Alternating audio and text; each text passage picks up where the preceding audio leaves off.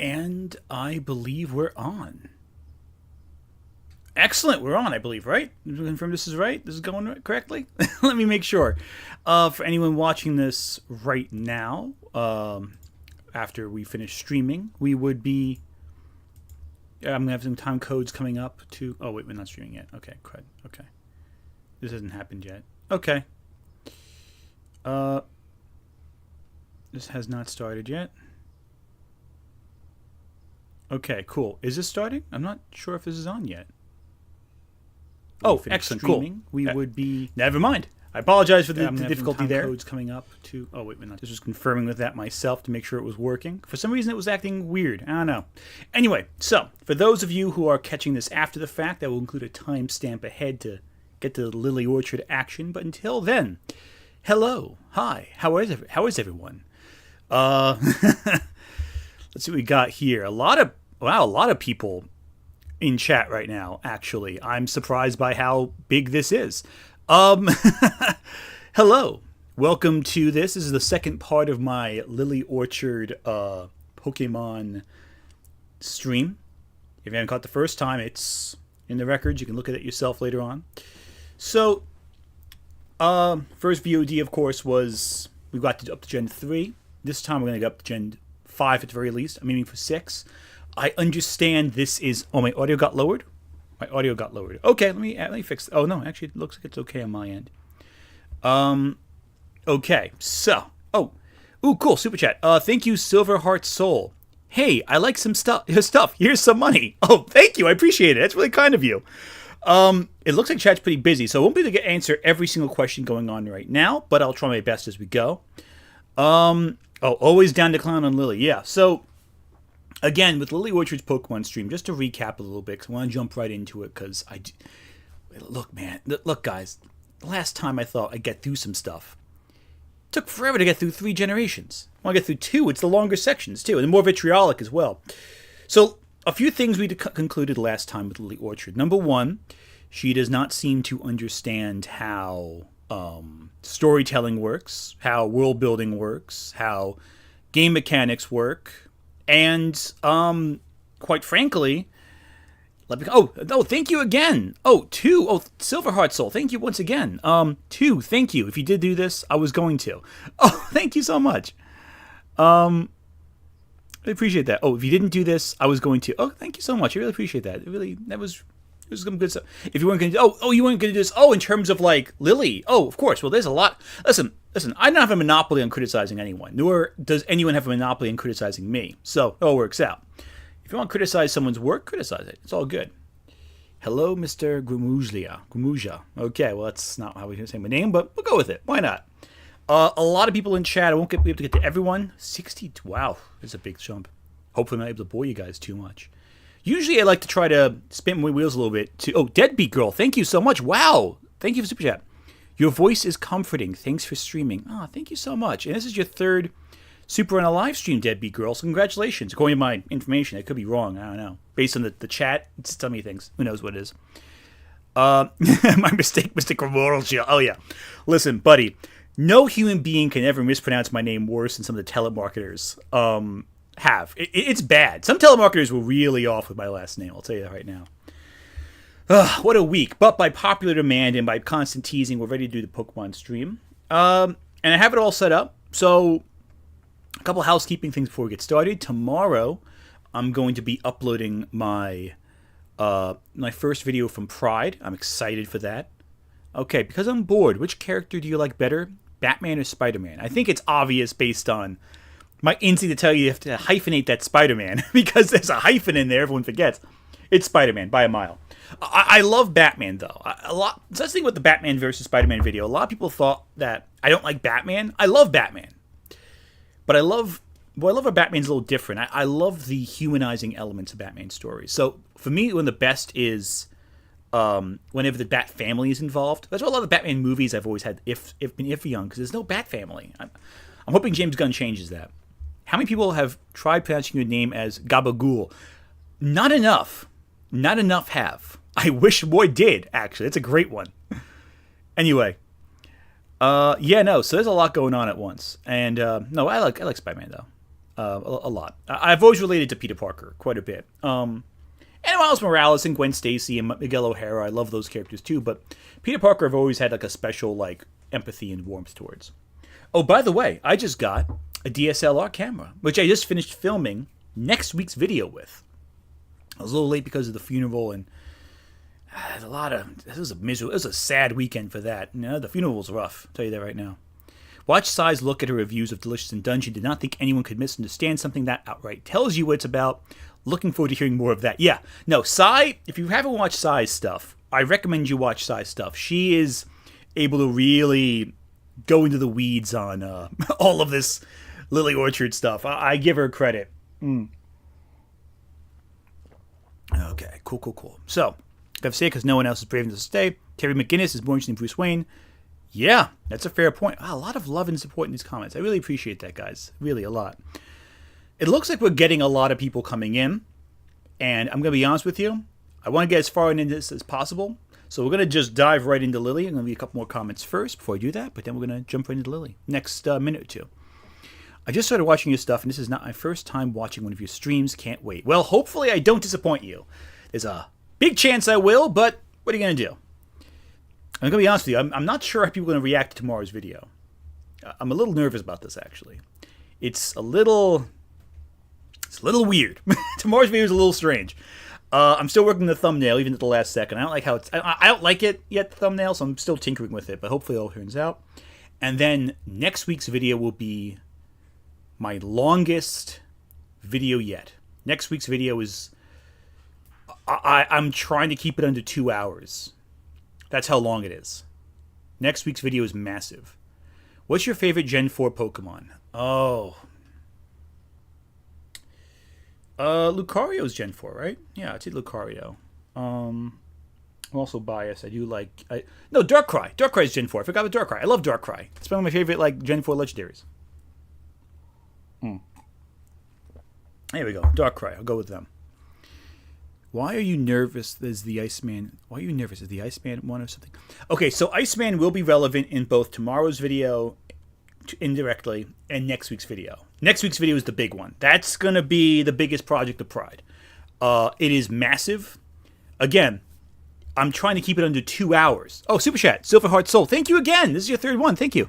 Also, if you thought her Gen 1 through 3 parts were bad, God, wait until you see her DS Era 1. GF should sue for slander. Oh.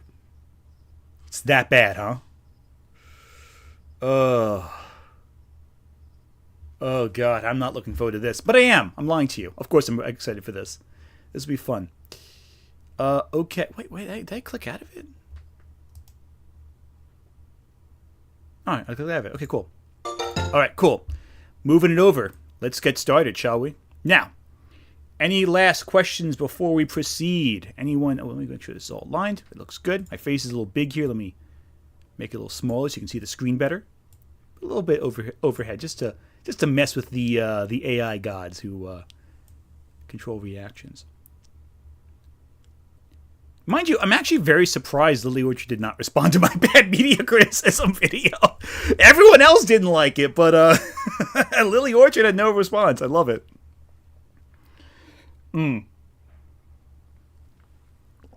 Always nerve-wracking working on a video that's the longest. Felt the same way when I put my Final Fantasy VI video in November. Watched the Final Fantasy VI video that Andrew Bluette put out. Sounds pretty cool. Sounds like a lot of work put into it, so you might as well watch it. Sounds cool. How much alcohol do we need to make it through this? Well, right now I have 2 drinks with me. This is a Manhattan I shook together really quickly. And it's going to be pretty good, hopefully. And I have a IPA, 6-point Bengali IPA next to me. Super chat, thank you. Days Sanity says Manetric Supremacy. Oh, yeah. Okay, fair enough. Hello, Anthony. I saw you managed to ruffle JDA's feathers. Yes, JDA. Arrested domestic abuser JDA. Oh, cool. Another super chat. Oh, wow. Charles Aaron Mallet. Thank you so much. Thank you so much for the super chat. Let's take a look at what you said. Found your streams through recommendations a few days ago. You have a voice/cadence that clicks perfectly for when I need background noise to focus through my ADHD. Here's to catching my first one live. Well, hopefully live it's still good. I'm hoping so. Again, you never know how these things are going to go out, but I'm hoping that things turn out well for this one. And thank you so much. I'm glad this helps with the ADHD. There's a lot going on with that. And helps anything to help focus and refine. Go for it. That's what you need. There's a lot of comments here. I want to engage a little with chat, but I do want to get... Oh, another super chat. Silverheart Soul, thank you again. She was busy with other response. Oh, that's a fair point. And again, I want to emphasize this again for anyone who's jumping in right now. I have no intention of covering Lily Orchard's personal accusations against her. Unlike domestic abuser John Del Arroz, who was arrested for his... and there's a police record for his crimes... Lily Orchard does not have any convictions against her or arrests, so everything against her is an allegation.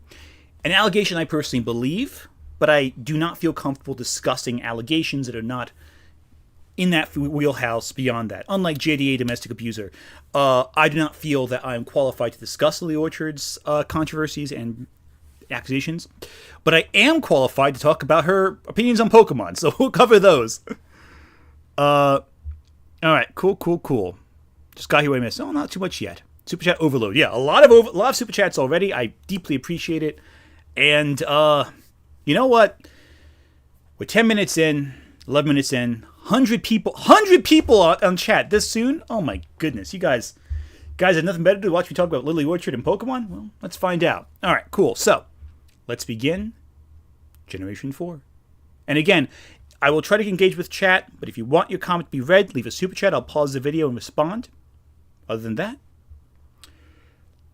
And yeah, Gen 5 is New York, which is, right next door to me. So I'm biased a little bit. New Jersey here. Listen, we will make fun of New York, but we do it out of love. And we do it because they make fun of us out of love, hopefully, too. So here we go. It's not too late to turn back. Well, no, it is. It's too late now. Gen 4, the move to the Nintendo DS, a platform that created some of the most beautiful 2D games on the planet, and which way too many devs tried to go 3D on. The Nintendo DS... Okay, I agree with Lily on that one. A lot of devs really tried pushing the 3DS hardware beyond its limits, to the point where it was a little, bad. Some games, I love the 3DS, but some games were not that good. Alright, cool. Philly native here, we also make fun of Jersey out of love. That's true. We are, of course, the keg that's tapped on both ends. Philly, that was a Ben Franklin quote, because he hated his cross-dressing gay son, who was the royal governor of New Jersey. In fact, a lot of New Jersey jokes based off Ben Franklin, because he couldn't stand his son. That's a lot of discussion there. I don't feel like getting into U.S. history, though. But, again, back to Lily Orchard. DS kind of mimicked the 5th generation of consoles, where out of almost seeming obligation, sprites went out and 1st generation polygons went in. Now, for some developers, this wasn't a problem. For all of its faults, 358 over 2 days worked out perfectly as a 3D game on the Nintendo DS. If you're playing the Lily Orchard drinking game, take a shot now that she's mentioned Pokemon. But this is Game Freak we're talking about. Game Freak decided that the best idea was to make all the characters out of 2D sprites, but build the actual map out of 3D geometry, which certainly helped to make the environments look more detailed, but also tormented the DS processor. Combine that with Game Freak's usual poorly optimized code, and the game was locked to 30 FPS. This is a commonly understood issue. The games run unfathomably slowly in movement, battle transitions, health bars. That last one is the only one people actually remember, in fact. And Generation 5 is no better. The games are still slow because they're made out of even more 3D geometry, and this time pixelate like crazy if you move at all. Now, playing the Generation 4 games, I actually applied a small modification to remove the frame rate cap, which means you won't see me complaining about how slow the games are. But it is a notorious problem across the generation. Suffice to say, it is much more playable with these fixes applied. Also, in the interest of transparency, from this generation onto Generation 8, I will either be modifying the starters to include a Ralts, or importing one from Pokemon Home. Okay. Hang on a second. Lily, I was with you up until that point. You really want that Gardevoir, don't you? I mean, okay, so those who don't know, Lily Orchard has this weird thing with Gardevoir. Oh, Super Chat, thank you so much. Silverheart Soul, thank you once again. Wow, you're like a MVP in this round. I'm sorry, but I had to. Tri-State represent. Yes. Thank you, fellow Tri-Stater.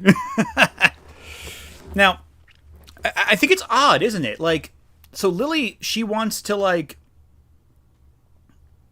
she's modding Ralts into all these games. Like, that's not fair. That's ridiculous. It's kind of like you can catch Ralts early on. You can catch Ralts. You can get them. You don't have to mod the character in. It's not a starter. You get one of the core start. Again, I do like how certain ROM hacks incorporate different starters in the game. Like, I know there was like some people put like baby Pokemon like Elekid or Pichu in there, but like you can capture a Ralts. Why not just capture a Ralts? It's I don't know. I don't even know. I think it's really ridiculous how you're. Hang on, let me knock off Facebook. That's going to ding this whole time. I guarantee it. Sorry about that. Yeah, no, I kept a tab for Facebook Messenger open there and it dung. So, no, but yeah, Gardevoir is. Isn't Gardevoir? Lily has a weird thing with Gardevoir. Anyway, back to the video. Purely for the sake of keeping things interesting for me. The games from this point onward can become a real slog, and I just want my favorite Pokemon to make things a little more bearable. Rest assured, anytime I modify the game, I will be telling you when I've done it. The move to full 3D was objective. Yeah, but but Lily, can't you just capture the Pokemon? You can do that. You can capture it. And Gardevoir is a fine Pokemon. I'm not saying Gardevoir is bad. Gardevoir is if that's your favorite Pokemon, that's great. It's not my favorite Pokemon, but it's a good Pokemon. But Lily, she's a little, anyway.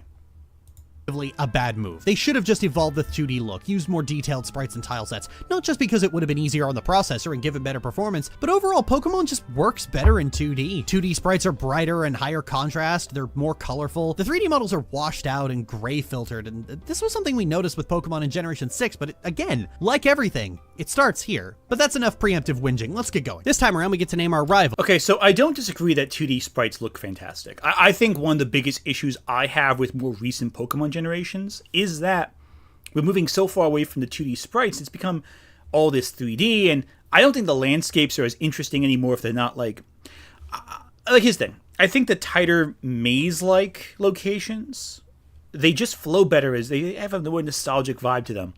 I feel the open world, as much as I would like to see a true open world Pokemon game in the style of by true I mean like good. Like, I think that Legends Arceus did a really good job with this, but I think Scarlet and Violet didn't really do this. I think a lot of the areas in Scarlet and Violet feel empty and vacant, whereas Legends Arceus feels a little more lived in. There's a lived-in quality to the Pokemon maps where it's like a more tight-knit, little narrow. I don't know. Again, that's a personal bias. I'm not saying it's an objective opinion. I just prefer when you couldn't just go anywhere in Pokemon, when you were a little railroaded to an extent. But that's a bias.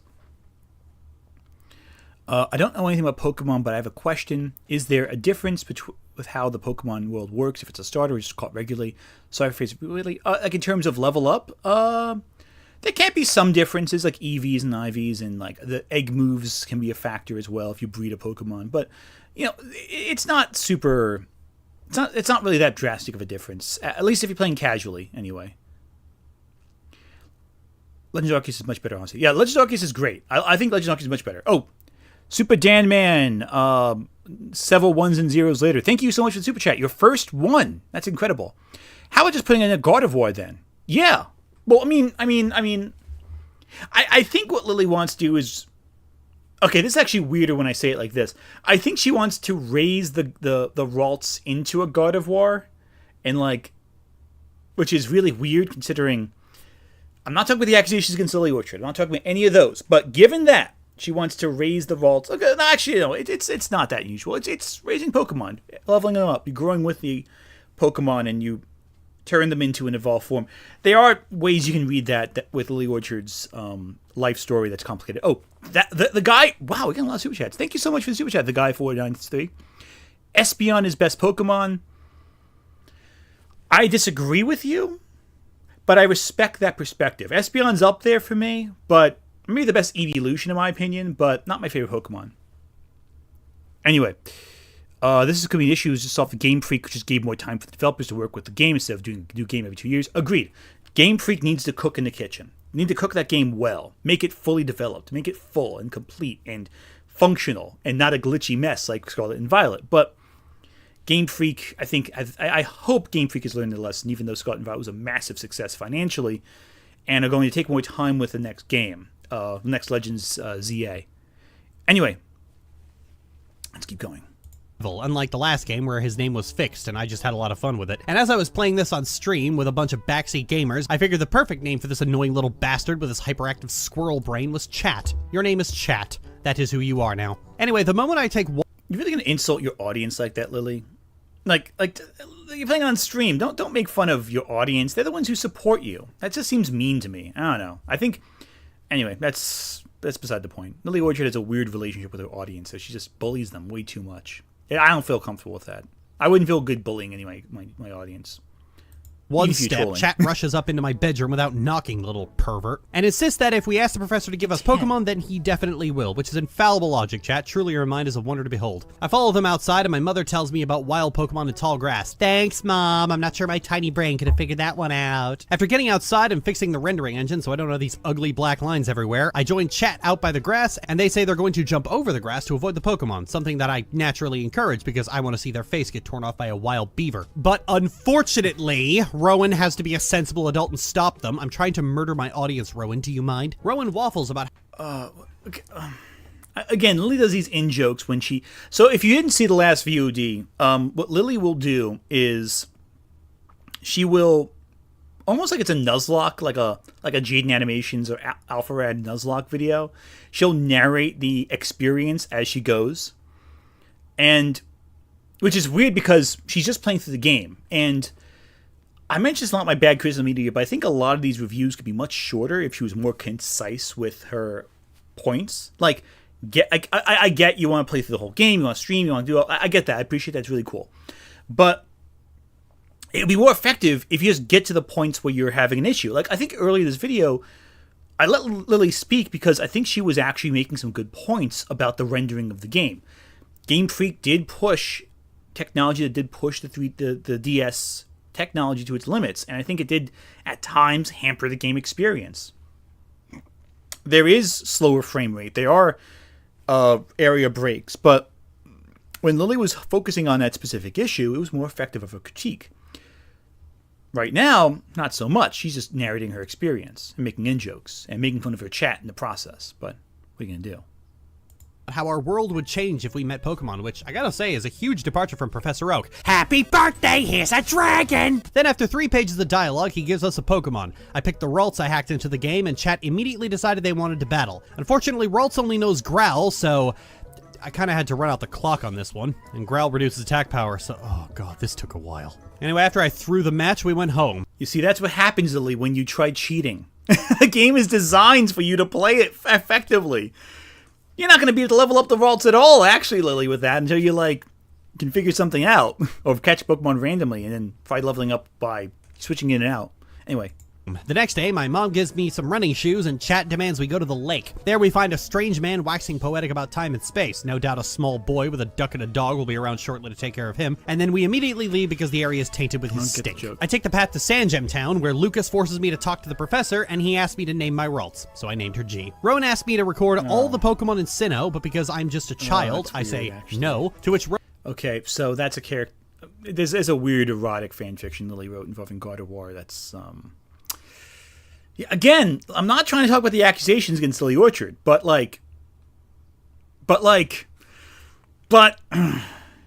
you're making it very hard, Lily. Come on, okay, no, not doing it, not doing it. Let's keep going. Rowan stares at me uncomfortably for 30 seconds and tells me he's a Silver Heart Soul. Thank you. Wow, you are like an MVP today. Thank you so much for the super follower for the super chat. Oh, Lily, how you hate your fans for loving your shit videos and how she tries to make Barry come across as creepy despite be doing the same thing if the main character is male. Yeah, Barry is affectionate no matter what what gender you are. Barry is not going after you because he's a pervert. He's a 10-year-old kid who's excited to talk to you. You're putting that onto a child. You are putting that onto two children who are both of a very young age. That is very weird, Lily. It's very strange. And I'm trying not to mention the accusations. I really don't want to talk about them or trivialize them by discussing them in the comedy stream, but or like a comedy, like a comedic review stream. But you're really pushing it, Lily. A very patient man and can wait all day. And now I'm suddenly aware of just how close the two of them are. Silver Heart Soul, once again, thank you for the super chat. Also, sorry if super chats are too much. No, they are never too much. Don't worry. Never apologize for that. You are doing fantastic, and I really appreciate all that you do. And for everyone in chat watching, I really appreciate all of you as well. He asks me again, and I say yes because I want to leave without getting mauled. As I leave, Rowan screams my name and gives me a TM. Boogle Vonk. Boogle Vonk. That's a good name. Thank you for super chat. I will donate $5 every time I spot a stolen zero punctuation joke. The count is currently at 0. She stole 4 during your first reaction. You may go bankrupt before this is over if that's what you're going to donate money every time you hear. I urge you to reconsider. I like getting super chats, but I urge you to reconsider if you value the money in your wallet. You may spend hundreds in this stream if you play that game to its completion.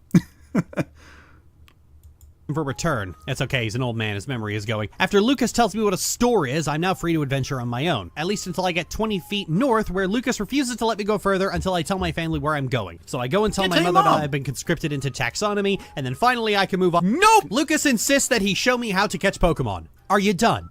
Are you through? Will you leave me alone now? I feel like a small child in a brony convention. He eventually lets me through and I make it to Jubilife where— Hello there. Oh, come on! The bastards scrutinize the fact that I haven't caught any Pokemon yet, and then we run into someone from Interpol, because it's not enough that we have cops as the lowest form of human scum. Now I love Looker! He's great. Will, thank you for the super chat. Don't you have a Patreon? Did you have a Patreon at one point? I do have a Patreon. I just never market it because I always feel like I am bad at uploading stuff on it. And I feel guilty saying, hey, donate to my Patreon if there's nothing on it, really. I will be putting more stuff on it, though. I promise I'm going to get better at that. And if I do make a Discord, which I'm hoping I do make, I will, in fact, try making a Discord be a Patreon benefit, potentially. Yeah, this is the thing that's so weird. Anyway, so— Looker, here we go. Gone global. I'm pretty sure this qualifies as a pandemic. Anyway, the cop tells me his name is Looker and gives me a device to record my Pokemon battles with. I'm pretty sure I'm being GPS tracked. When I try to leave Jubilife, Looker stops me and won't let me leave until I visit the trainer school. I'm going to kill this cop. You're gonna kill Columbo? I mean, isn't Looker supposed to be based on Columbo? I'm surprised that, Looker doesn't just go, oh, there's just one more thing, actually.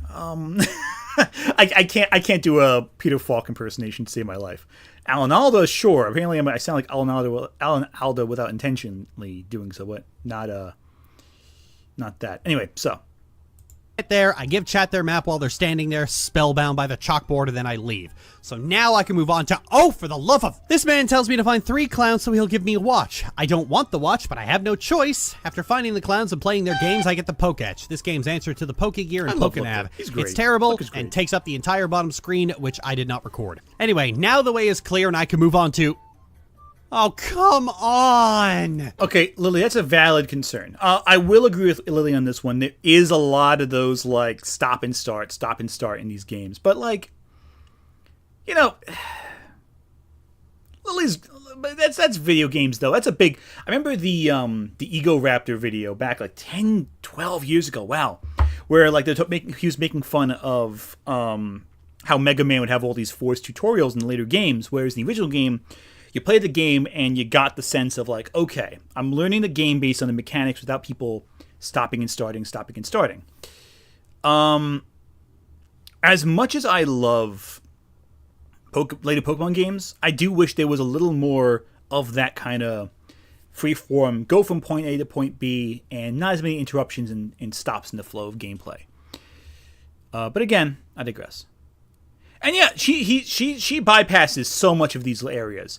Lily Orchard in the last video skipped the Seafoam Islands. She skipped Mount Silver. She skipped half of Johto. So if your complaint right now is she's skipping exploring a big region in Gen 4 or 5, don't waste your oxygen. She's going to skip that section all the time. But starting and stopping, that's annoying. I will give Lily Orchard, whenever she says something I agree with, I will give her credit for it. And that's one thing I agree with. I wish the games were a little smoother, a little less stopping and starting. And hello, Crimson. I don't think I missed you in the chat. I saw you, Crimson. You're not getting away that easily. We will do that Shinji and Kaoru thing eventually. He's just standing there, menacingly. Yeah, Chat nice. wants to fight again, and this time I'm going to beat their damn face into the dirt because I have confusion now. Now, will you please go away, chat? Making it to Oreburg City, it turns out the gym leader is away because they're always away. Chat tells me to go to the mine, so I restrain myself from strangling them, for now. It's weird that in Sinnoh, gym leaders have to take day jobs. Is this all just volunteer? Is the Pokemon League just Cub Scouts, but for dogfighting? Anyway, Rourke tells me that if I get the badge from him, I can break rocks. Great name, by the way. The rock-type gym leader is Rourke. Stellar performance, Rourke. Game Freak. Not since Rourke's putting cool. a B... Okay, great bar. Thank you for the super chat. Don't want to hear the word Ego Raptor gives good info when his critique on Ocarina of Time completely fell apart after his playthrough of it. Okay. Yes. Aaron Hansen does not know how to play video games. That's an established fact. But his Mega Man critique was good. That Mega Man critique was good, but like the man does not know how to play Zelda at all, and like that all fell apart terribly. Oh, excellent. Silverheart Soul, thank you for super chat again. Okay, disclosure. I'm a black Philly man. I don't like most cops. I support defunding the police, and Lily is the worst because she hates Looker for just being a cop. Not a bad one, just a cop. Also, Looker's more of a detective than a cop. I don't know if there's a distinction there. I don't know how the police, in terms of like their organization works, but Looker always seems like a non-violent kind of person. Like he just seems more like a private eye vibe than like a beat cop. Also ACAB on my part too, but like obviously I'm not a black man from Philadelphia, but you know, I'm with you on that one. Anyway, back to the video. In front of Rock have I seen such creativity. So I get back to the gym and challenge Rourke Balboa, and this is a piece of cake. Rourke Rock is gyms good. are always simple at... Just mean. Oh, That's- that's not good. that's Not what only you get did they for playing- finally give the that's what Rock you get for gym a having Ralts stab as your move, starter. but I completely forgot that before level 30, this line has worse stats than a Magikarp. Oh, I'm in danger. you are. Unsurprisingly, G goes down, but it's okay because I have my own Stony Boy. A Stony Boy with Fists of Rage. And then out comes a fucking Cranidos! You never see fossil Pokemon until the end of the game! Oh, fuck. Well- I'm in trouble. I'm in deep shit. I'm in so much... Oh, hey, I won. Almost lost my cool there. And then comes Onyx, who crunches my Geodude, and then one hits my Zubat and Starly. How did I not lose to Cranidos, but I did lose to Onyx? Whatever, we healed and went right back to it. This time... You see, that's cool though. I mean, Lily, you gave yourself a hard mode by putting Ralts as your starter. You're actually at a disadvantage, I think, for the first few gyms in this game because you chose Ralts, if I recall correctly. Because, anyway, I digress. G got a critical hit on the Geodude, but got one shot by a Pursuit. And Geodude punched a hole right through Cranidos' bussy and proceeded to punch a hole right through Onyx. People who say Rock Smash is a bad move haven't had the joy of 4 defense drops in a row. Geodude is not a gentle lover. So I headed north onto Route It's not a good 204, move, only to but, realize that I needed a yeah, bike to move if you're a on, better so I guess I had to team, go you could all the way back through Oreburg Gate. win Getting better. back to Jubilife City, I found Rowan and Lucas being harassed by Team Galactic, who wants his research. Rowan says it's a surprise that I already have a badge, tells Galactic they're bad people, we battle, and they run off. Now that sounds simple. I complain about these things a lot, but it sounds brief when I summarize it like that. However, it is one of the most needlessly long pieces of dialogue in the entire damn game. Like, it goes on for quite a while, and all it It's amounts... not that long. It's fairly short. This conversation doesn't take too much time. Also, I admit, I didn't cringe enough when I heard her say bussy. It took a second for me to register that was what she was saying. I think it was because I was so stunned that she lost the first gym, that I had to, like, process that, and then I... Took a second for all to come together. Yeah, Lily has to sexualize everything in Pokemon, it seems, and that's really uncomfortable because, you know, Pokemon's a game with a lot of kids, so already that's weird. I don't like that. Secondly, like with God of War especially, you know what she's implying. It's a little weird. She needs to cool her jets a little bit, is what I'm saying with this. She always uses Ralts, Butterfree, Geodude. She always uses the same few Pokemon. She needs to have the particulars that she likes. And you know what? To an extent, I get that. You want your favorites on your team. You want to play with your favorite Pokemon. I get that. I respect that. But, like, it's every time. It's every time she does this. So, Anyway. To is Super Chat, Andrew Bluette. Thank you. Got a dip, but we'll catch the VOD. Good luck. Thank you. This will be time coded. I will be having timestamps on the VOD, so when you come back, you can jump right into where you left off, or jump ahead to Gen 5. That's what you came here for. I digress. Hey, Team Galactic, you're ne'er-do-wells who don't follow the rules. Also, wow, Lily, you sure are a good trainer. You should take the gym challenge that you were already doing. And also complete the Pokedex. Also, here's a fashion case. That's all they really say. And yet the dialogue itself is so fucking long. Just look at this played in real time, where I'm mashing the A button as fast as possible. Let's find out.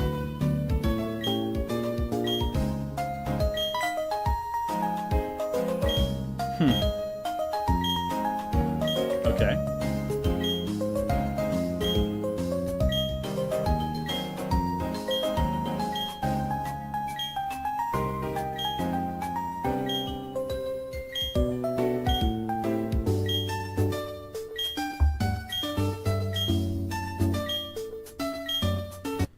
Oh, it's just 30 seconds, Lily. That's 30. You would never be able to do like a Persona 4 game, I guarantee it, or Final Fantasy.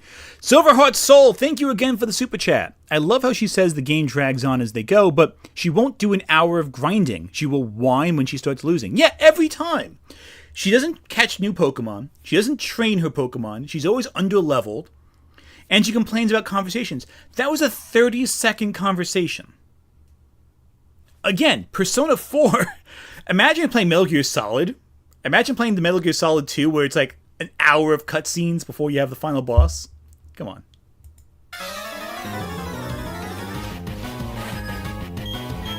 Why is the timer still running? Okay, that's two separate conversations, though. You're really manipulating the situation.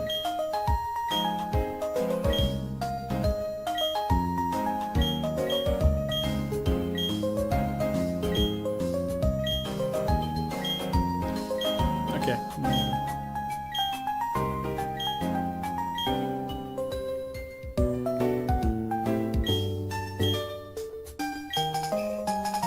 Yeah, just... if you don't like it, you can speed the text up a little bit. Is this necessary? Okay, but Lily, you're manipulating it a little bit, because the first half was 30 seconds. And you played a whole battle. It's not straight through. And you count the battle animations as part of your thing. So let's knock off those 5 seconds. 65 seconds for 2 conversations, essentially. That's not so bad. That's okay. That's an alright conversation. And all of it is pretty easy to read. It's fast. It's not super dense. But, you know, it's not wordy. It's just saying, oh, hey, da-da-da, here's Galactic. Get this new item.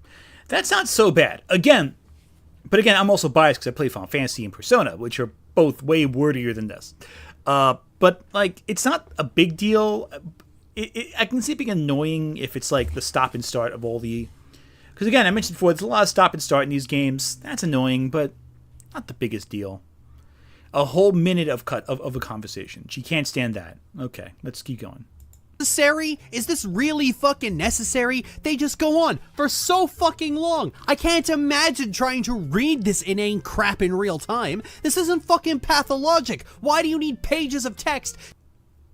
What? Lily, why are you upset? It's 30 seconds and then 35 seconds. Ignoring the added seconds you included. So it's a minute roughly. It's 2 30-second conversations. You can't read 30 seconds of text, play a game, get another 30 seconds of text afterwards, and then move on with your life. Lily Orchard really hates the plot of Pokemon.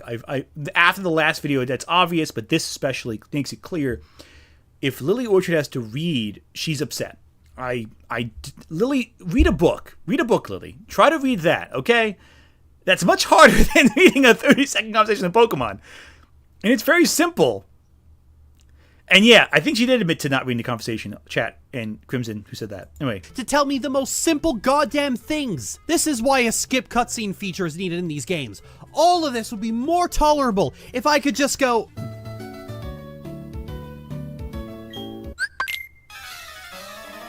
Yeah, but why would you want to do that? You would not know why you're fighting these people. There would be no... what do you want? Do you want to just fight people? Because you don't like playing Pokemon battles either. In the last video, you complained about all the Pokemon fights you had to have. So, what do you... I still don't understand why Lily Orchard plays Pokemon. Because in the last video, she complained a ton about Pokemon battles and having to face all these trainers and wild encounters. She would do like all these repels to avoid fighting Pokemon. What do you even enjoy about Pokemon? Anyway. And yeah, it's a Kingdom Hearts effect. So if you're playing the if you're playing the Lily Orchard drinking game, Kingdom Hearts again.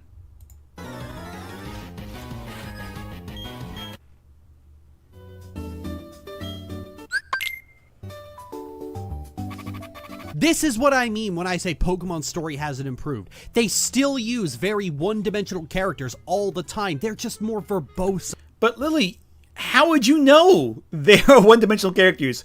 You didn't read the scene. Okay. About it. They talk forever about nothing. And it's not like they also have voice actors you could enjoy in spite of that. Instead, it's like watching subtitled anime. Just a whole lot of reading the most inane, terrible bullshit and wondering why the fuck people think this is good. I made it to Floroma Town and then... Hating subtitled anime because you don't want to read the subtitles. Again, she just said that every single subtitled anime is inane reading that has bad dialogue. And that's not even like story. How can you say they're one-dimensional characters if you're not reading the text? At no point in her criticism did she actually engage with what the characters were saying. She's like, oh, it's so long. Skip. Don't read. Mash as fast as possible. Don't engage. She's actively encouraging her audience not to engage with the plot or the writing because she doesn't want to. Silverheart Soul, thank you again. You are wow. I should put you on a Hall of Fame here. I do believe Pokemon needs a skip button. But she is gassing it. Yeah, again, like if you have to replay the cutscene a few times, that's one thing. And I'm not saying the dialogue is even all that great. Pokemon isn't exactly like Shakespeare here. We're not talking about Macbeth or even Final Fantasy, but you want to get some background as to what the character's doing, and some conversations you can skip past because it's not super urgent. But Anyway.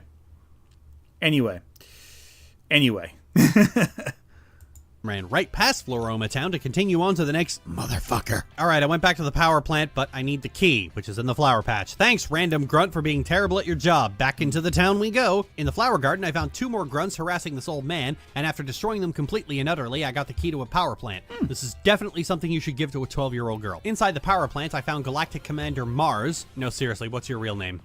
This is Team Galactic. That is not your real name. It's Reihino, actually. Just saying. Name. Whatever, Mars only has 2 Pokemon. This is a piece of...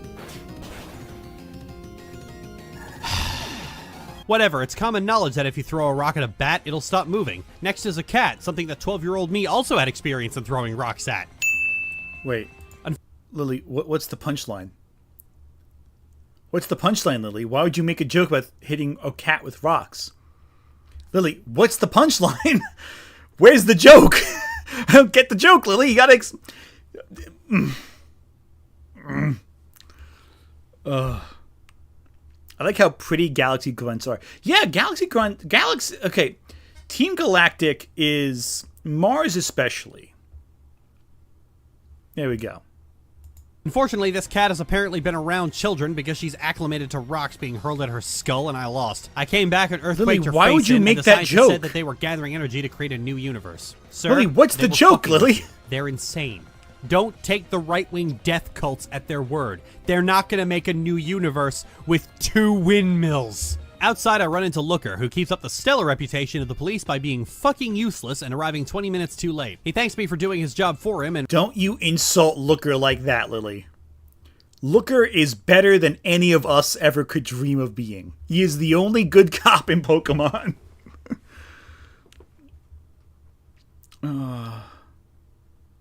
And runs off for goals I'm not entirely certain of, but given historical precedents, I wouldn't want to live in Nakreen City right now. Anyway, the good part is that those damn grunts aren't blocking the bridge anymore, and I can move on. And I have to say, Sinnoh's fucking ugly. The colors are muted, half the roots...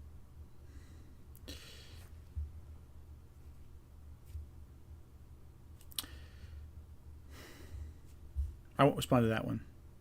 are covered in mud. The entire game looks washed out. Also, and gray. Crimson, And you are even the forest Crimson. I may have to put you in timeout. You're very, very thirsty for Team Galactic in there. Anyway, yeah, seriously, why would you make that joke, Lily? That wasn't even funny. Like I'm not even saying like, oh hey, I'm oversensitive. I can't take a joke. I love making dark jokes. Toxic Avenger was one of my favorite films. I watched it when I was a kid. That's a really, there's no humor there, Lily. You're just saying something terrible, and there's no punchline. There's no irony there. And again, so to an extent, coming off of Hoenn, I think that Hoenn is better looking than yeah, but still. Oh, cool, excellent. What liquor do you drink? Right now I'm drinking a Manhattan. This is a Manhattan. So, it's empty actually right now. So this is a combination of whiskey, sweet vermouth, and bitters. It's quite good. And yeah, so Sinnoh, it's not as beautiful, I think, as Hoenn, but there's a lot of beauty to Sinnoh. And I think the world building of Sinnoh is especially really interesting because it has all these great legendaries incorporated into its lore, into the world building. But, like, it's not bad looking either. There's a lot of beautiful parts of Sinnoh. I do prefer Hoenn as an aesthetic region, but the lore and background of Sinnoh I think is really interesting, especially in Legends Arceus. I've noticed a lot of advanced internet personalities love to conflate dark humor with just saying offensive shit with no set of a punchline. So at all time with DSP. Yeah, they just love saying this dark stuff. It's really messed up. Anyway, I'm out of Manhattan, so I'm going to pour myself my next drink, which is the 6 Point Brewery Bengali IPA. And since okay, last time I did this, it sprayed all over me. So let me just. Okay, there we go. Excellent. It did spray all over the place, but not on me. That's important. Good little head there, and there we go. A little bit of head for a small glass, but I digress.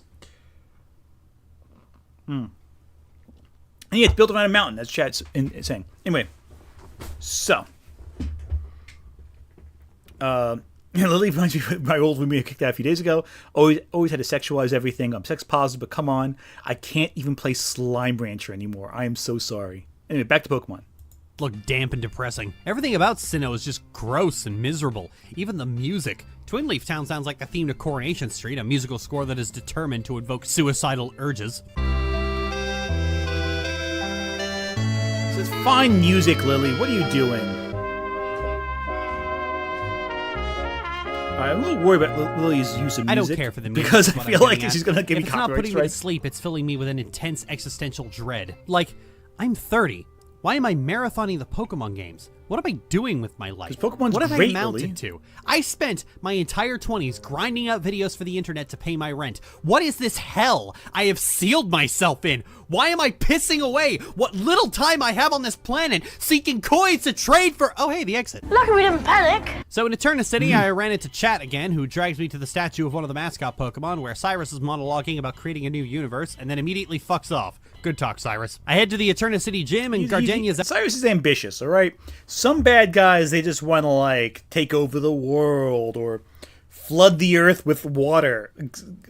Cyrus wants to remake the universe in his image. That's, at the very least, interesting. It's fun. It's a goofy little thing. Also, yeah, Lily, you're 30 years old, and that's great. I play Pokemon, and I'm about your age, roughly. But you know what I do with when I play Pokemon? I enjoy it. Pokemon's fun. The old games especially the ROM hacks. I love those. Anyway. outside to tell me that I have to fight the gym trainers for— what? Like, I get it. Pokemon games from Gen 4 onward hold your hand like a creepy uncle with— Deadbeat Girl. Thank you again. Deadbeat Girl, thank you so much for Super Chat. The music is the best from this series. Yeah, the music for Pokemon is incredible. I personally love those, like, orchestra. If you go on, like, Spotify or you go on YouTube even, they have some incredible, like, fan orchestral versions of the songs. I think those are just beautiful. Like, for whatever reason, the bicycle theme from the old games, for whatever reason, is, like, immediately brings me right back. Like, the whole first two games, Ecruteak City's theme, Cerulean City's theme, I love those. And Sinnoh, I didn't grow up with Sinnoh like I grew up with Gens 1 and 2, but if it's Pokemon music, it's going to be pretty solid. Again, barring Scarlet and Violet, which I feel like just did music okay. With a My Little Pony collection, but this is the second gym.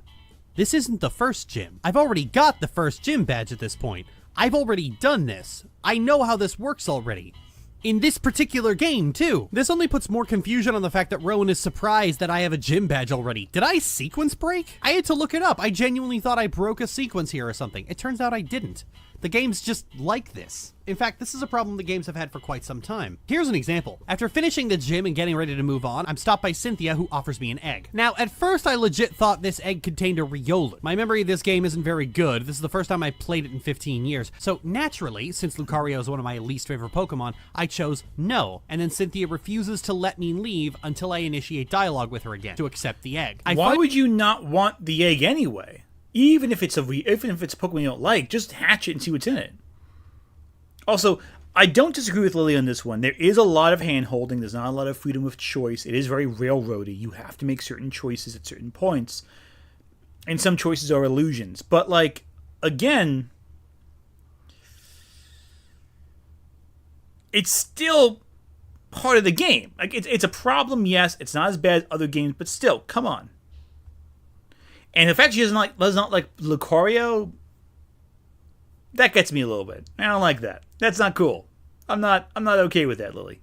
Finally accepted it and tried to leave again, only for a lady blocking the way to refuse to let me through until I have an Explorer's Kit, which is used to access the optional underground area. And since I'm playing on an emulator, is virtually useless, and is actually useless on actual hardware in 2022, and the feature wasn't that great when the game was new anyway. But I can't move on until I get this one key item. A cyclist blocking another exit out of the city did the same thing. Have I not made it clear that I want to move on? When I relented and went to get it, the Explorer Kit man wanted to give me a tutorial for the underground. I was given another play the yes game. Choice and picked no, obviously. And you know what happened? He actually took no for an answer. Sure, he was guilt-trippy and sad about my refusal, saying that he's very lonely, which is actually the only time in this game the dialogue has ever been charming, but I was allowed to leave without going through the tutorial. You find that an old man saying how he's alone in his life charming? That's one word for it. What a novel concept. Out of any single thing Game Freak does poorly with the Pokemon games, it's this failure to take no for an answer from the player that's the most glaring. Frankly, I don't understand why they put so many of these meaningless yes or no questions in the game at all. Like, I understand why tutorials aren't optional. Junichi Masuda is a boomer who has nothing but contempt for children. What I don't understand is why there are so many instances in the series where the game asks you if you want to do something and then ignores you if you say no. Time had to be dedicated to making the decision and writing the twee refusal dialogue, so the question is, why? This is further compounded by the fact that the Explorer's Kit man and a man who offers to show you the contest hall in Hearthome City both actually take no for an answer. So pick a lane. Either I can't say no, in which case stop asking, or I can say no, in which case listen when I do. Children get a... I don't entirely disagree with what you're saying here. I do think Pokemon is very railroady as a game, especially the early generations. There was a lot of delays. There were a lot of choices you had to follow through with. But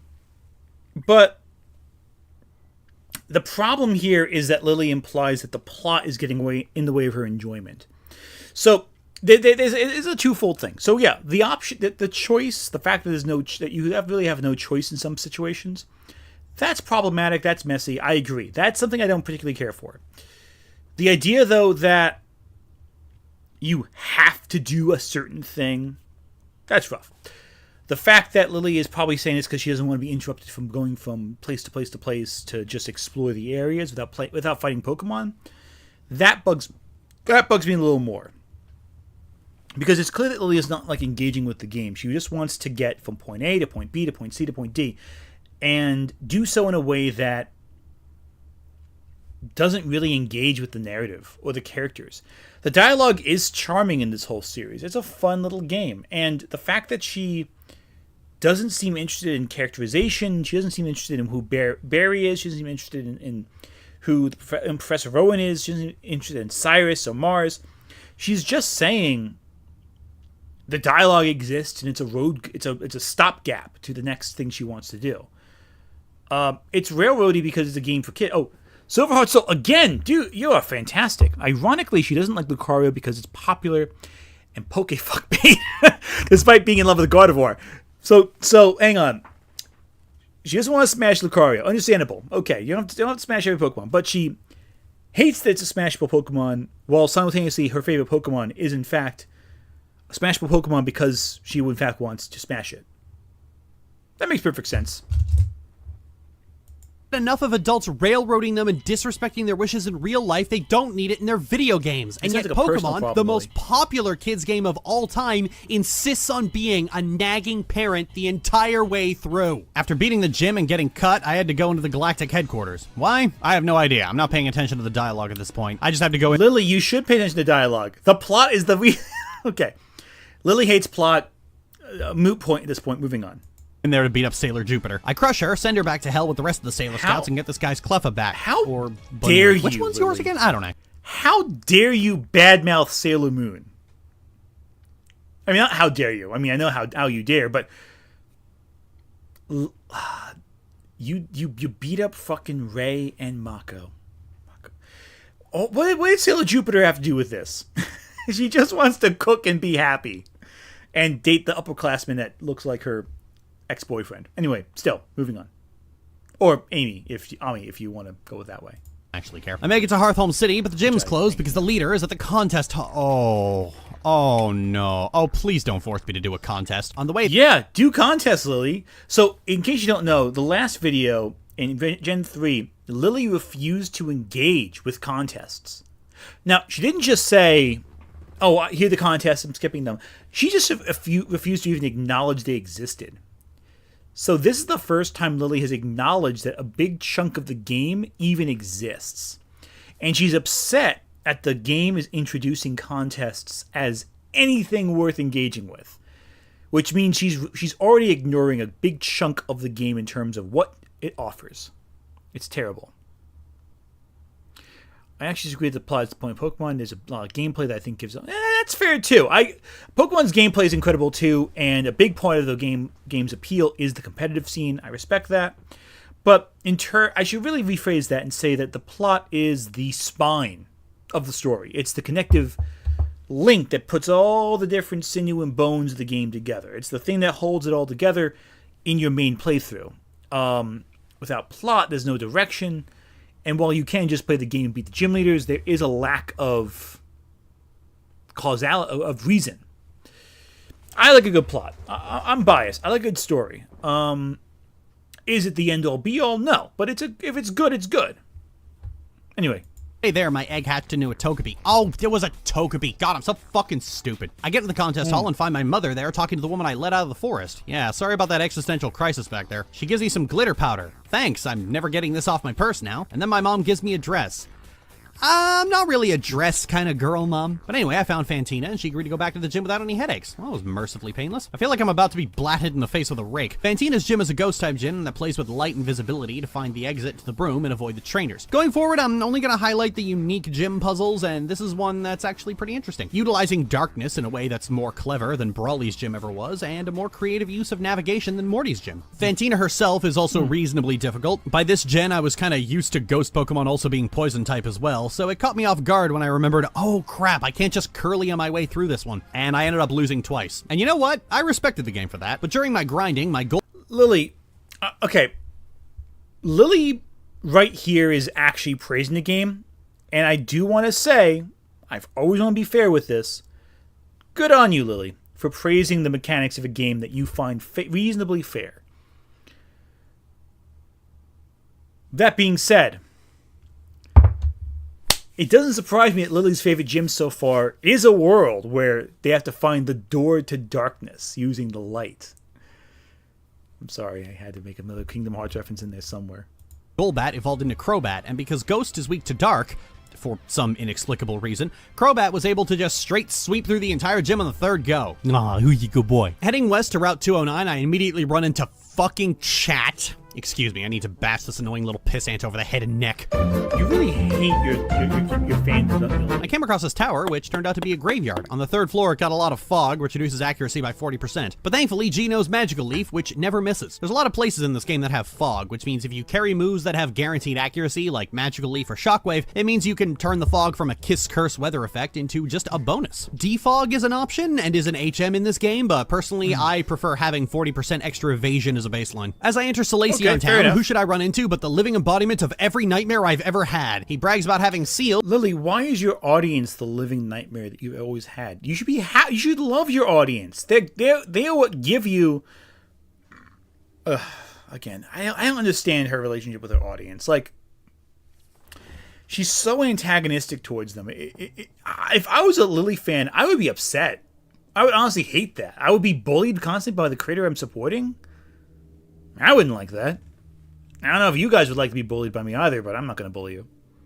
But forgot to put them on. Ha! Dumbass. In Veilstone City, I head to the gym to see Lucas out front. He mentions something about the Pokedex. I don't remember. I wasn't paying attention. And then Crasher Wake comes out of the gym and introduces himself before running off. Lucas wishes me good luck, and I head in. Veilstone Gym is an actual gym? What the fuck? I mean, makes sense. It's a fighting type gym, but it's in serious disrepair. Holy shit. Puzzle here is basically a block pushing puzzle using heavy bags to clear obstacles and open pathways. It's a little intricate. You have to double back a few times to get through the entire thing. I like this one. It's pretty neat. As Maylan's Pokemon are fighting Again, this seems more positive, honestly, so far with the gym leaders, but I digress. I like being fun Pokemon rivals much as the next guy, but Jesus Christ, she makes it uncomfortable. Yeah, again, like, it's really uncomfortable. And the fact that she, like... And last video, again, I want to recap everything from last video. If you want to watch that, watch it yourself. I think it's a good video. She really has a weird connection with Blue, and she really makes, like... What was it, Brandon from Gen 3? Like, there's a weird thing she does there with, like, a polyamory thing. So Crimson, a lot of ex-Lily fans have come forward to say they were afraid and felt guilty for liking things Lily doesn't like. Yeah, and that's really, that's depressing. Like, you shouldn't, like, look, here's the thing. If I don't like something, or if I do like something, just say it. I don't care. You know, I'm not going to bully you if you don't like something I like, or you like something I don't like. Like, I think it's really, I think it's insincere of a person to just say, I don't like something. I don't know. And then, like, feel guilty for it. Oh, Silverheart Soul, you are the MVP of the night. The moment they smarten up, it's over and she's mad. Yeah, that's what it comes down to. Lily is insecure. You have to like what Lily likes. And if you don't, that's too bad. And the problem there is, it takes maturity as an adult to go, hey, not everyone's going to like what you like, and that's cool. That's fine. You know, like, and you have to be able to take criticism, too. Again, that's another thing, too. You have to be able to take criticism, you got to be able to give criticism, and just not like things that's... And I'm talking like honest criticism, not like mean-spirited stuff. I'm saying, if you're saying, hey, I like you, you think you're really cool, I don't agree with you. That's cool. That's fine. Whatever. Anyway. And yes, these were... I realize now I did pause at the feet picture. That's... I'm sure someone's having a fun time with that. Type G's the go-to here. I get off one Calm Mind and then proceed to sweep both Meditite and Machoke. Then out comes Lucario, who takes a few more hits to get down, but he still ultimately goes down. Then I run into Lucas, who claims Galactic took his Pokedex and asks if I want to help him beat them up. Assault under dubious circumstances? Count me in! After G mugs them and steals their wallets, we get Lucas's Pokedex back. Then Looker shows up and says he heard about children feuding with Team Galactic. He then deputizes me to form an illegal search of Team Galactic's warehouse. Do you even have a warrant? Are you allowed to just force a child to help you? Do you even care about what you're allowed to do? It's Looker. Looker. Trying to reason with the cop. Well, there's a sealed door inside, so our breaking and entering can only go so far. Looks like we have to part ways, Looker. I'd say it's been fun, but frankly, your presence makes my skin crawl. If the game allowed me to, I'd have G microwave your brain. Arriving in Pastoria. Why do you hate Looker so much? He's the only good cop. Will, thank you for Super Chat. Are you going to react to her Delicious in Dungeon video? I might, but Sai did a really good reaction to it. I don't know if I can even top that, so... If you haven't seen Sai's video, watch Sai's video on Delicious in Dungeon. It's fantastic. I might do her Delicious in Dungeon video at some point.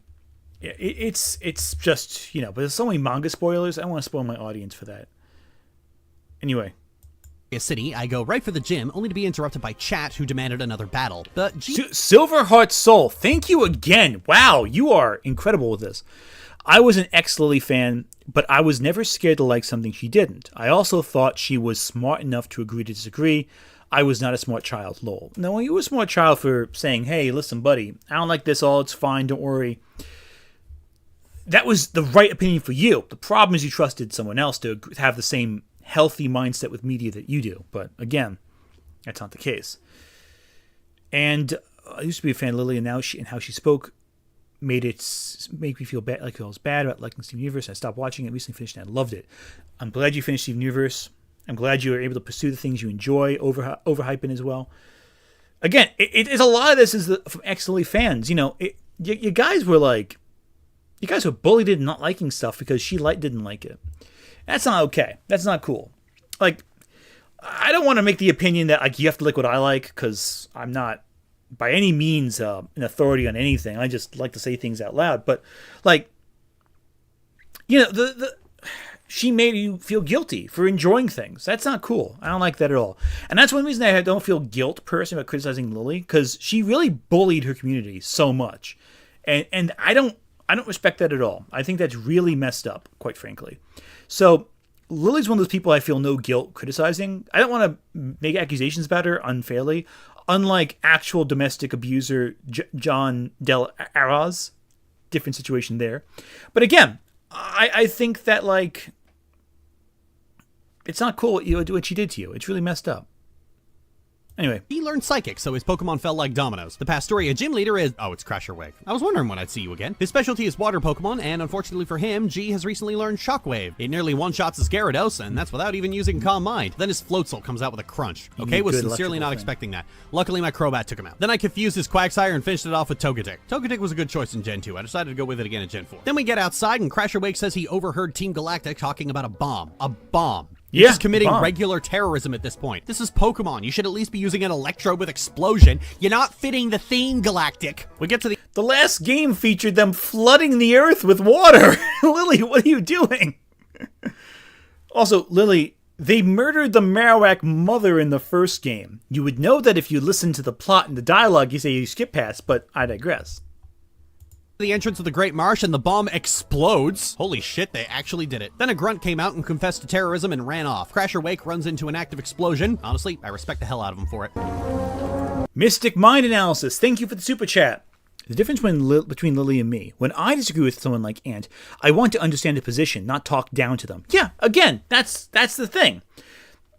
Engaging with arguments is one of the great elements of this landscape. You and I are able to talk right now about the media we're actively watching in real time.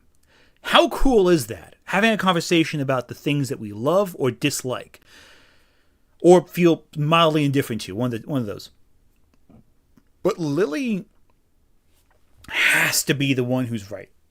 That's the problem. She has to be correct. And because of that, she has to guilt you into not accepting your own opinions on things. It deeply upsets me when someone like that does that. And you see that all the time in bad faith media, like where someone will say, hey, you have to feel a certain way about this thing, and if you don't, then you're wrong, or this is an objective opinion. That bothers me a lot on an ethical level, not just simply a personal level. Having diverse opinions is good, I think. It would suck if everyone felt the same way about everything. I don't know. It bothers me a lot. Especially when people gaslight someone as saying you're wrong or dumb for enjoying something. The level of damage people like Lily have done to the online media landscape is obscene to me, personally. I love the Mummy. Okay, I was deputized to chase after someone who just set off a bomb. I chased him around a mountain and through a resort before finally cornering him on the road. And he sends out a single Krogunk. Krogunk are 4 times weak to Psychic. So I crush him, and he just walks off, and I just let him, apparently. Kind of beats the purpose of chasing after him, but whatever, Game Freak. Just want to make sure I get my cardio, huh? Then Cynthia gives me some medicine to get rid of a group of Psyduck blocking Route 210, which remains the most ridiculous roadblock the game has implemented. She then asked me to deliver a charm to her grandmother. Ma'am, I'm not a free courier service. Just go spend time with your grandmother. Stop avoiding your family. So I find the Psyduck and use the med... Does Lily not like Cynthia? Does Lily not like Cynthia?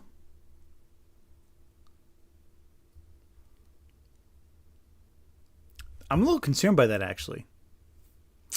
Does Lily not like Cynthia? Cynthia, like, is universally beloved. Like, she is the most widely loved champion in the games. Like, I don't think anyone compares to Cynthia. She's beloved. There's a reason why I think she was like the last person Ash fought to become Pokemon Master. There's a reason why that's the case. But, like, I don't know. Medicine to clear their headache. All right, now shoo. Go on, find some frozen peas to steal. As I progress further through the route, the fog gets really thick. As I mentioned before, I opted not to get defog because G and Togetic have moves with guaranteed accuracy, meaning that I get to benefit from the 40% accuracy loss from fog. Thank you, that guy, the guy 493. Thank you for Super Chat. A lesbian who doesn't like Cynthia. That's weird. Yeah, actually. I don't think I've ever met a gay woman before who does not, or bi woman, who does not love Cynthia.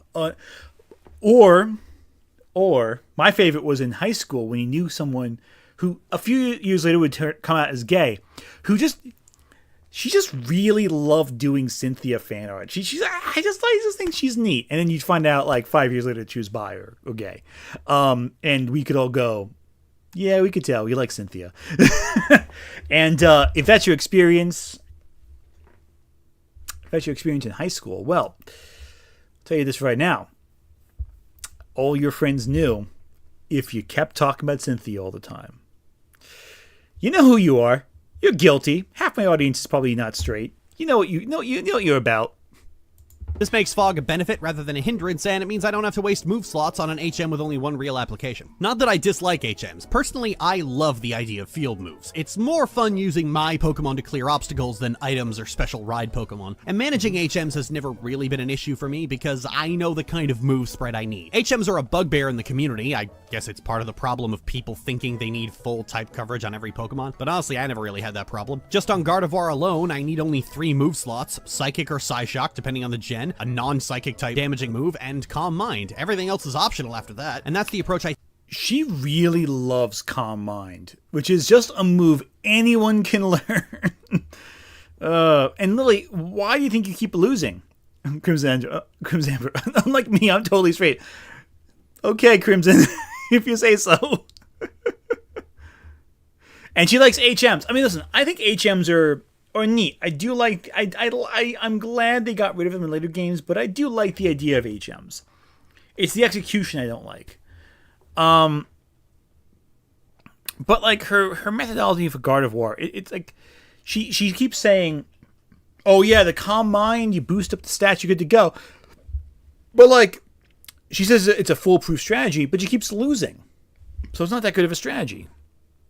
It's a basic move. It's a strong but basic move. Calm Mind is useful, but a lot of Pokemon can use Calm Mind. And Gardevoir is slow. I take with the rest of my Pokemon, so working in a few HMs isn't a problem. Besides, the fact that I have 24 move slots and have to manage them between moves for battle and moves for the field is an interesting bit of resource management. And I think Pokemon removing it just because some Poketubers complained that they couldn't be 100% optimized in this children's game was a bad move. As I mentioned before, I think my gen... Yeah, but like the children's game has a strategic competitive scene. I'm just saying, like, Lily, you're acting like, oh, it's a kid's game. How dare they take it too seriously? But there's tournaments where you can win money if you do good enough. Like, there's a lot of competition there. Anyway. Generation's refusal to think and adapt to roadblocks is part of why the Pokemon games turned into such a boring snorefest. We did this to ourselves, honestly. Arriving in Celestic Town, a galactic grunt is blocking the entrance to a shrine, so I bully him and make him leave. Inside is a mural of the 3 lake spirits, and Cyrus bursts in and says he wants to put an end to pointless strife and conflict in the world. Super chat again, Charles Aaron Millette. Thank you again. She can't just dislike something. She has to be morally correct, TM. About it, which makes everyone who doesn't agree in the wrong. Yeah, that's what I don't like. It's ethics. Here's the thing. If you don't agree with me, that's fine. There's some screwed up things I love, but if you don't like them, I get it. You know, like I'm not going to expect chat to all become Hellraiser fans overnight or watch Martyrs and think it's a phenomenal film, but like, or watch a Serbian film even once, which I've seen twice. Don't ask questions. But like, again, like it's not a moral question. It's just a matter of, oh, you like certain media or you've experienced certain media that meant a lot to you. That's fine. That's bad. With Lily, it becomes you're either ethically wrong if you disagree, or you are ethically right if you have my opinion specifically. And I can never be wrong about anything. I'm always correct. That's how Lily processes everything. And it's really depressing. I'm seeing a few Hellraiser fans in the chat, and I see you there. I appreciate you. Hellraiser's great. I even like the remake of Hellraiser. I like the reboot quite a bit. More than a lot of people did. Anyway. Fury and Hunger duology fan. Lily would flip her lid. Oh, yeah. Yeah, seriously. Oh, yeah. She would hate that. She was making fun of Grand Theft Auto, saying it was too edgy. Can you imagine, like, actual horror? And Hellraiser fans, by the way, we are the most tortured fandom next to Highlander. We get, like, 3 good movies and, like, a good book, a good novella, some good comics, and then, like, everything else is disappointing. It's awful, but we keep doing it to ourselves. It's terrible. Would I ever do a video on a Serbian film? Maybe. I mean, I might do on a disturbing film in general, but, like, not specifically just a Serbian film, because I feel like a Serbian film is very vapid.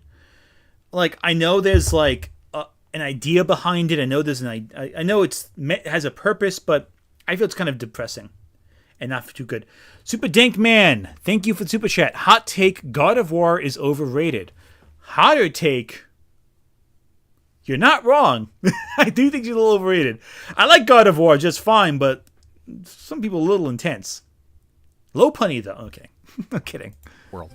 What pointless strife and conflict? This is a socialist paradise. What are you talking about? You're the only one causing any conflict. You set off a bomb, for crying out loud. You know, Archie and Maxie were like charmingly stupid, but you're just completely out of your mind. I beat the Why do you think that this is a socialist paradise? The whole world depends on capitalism.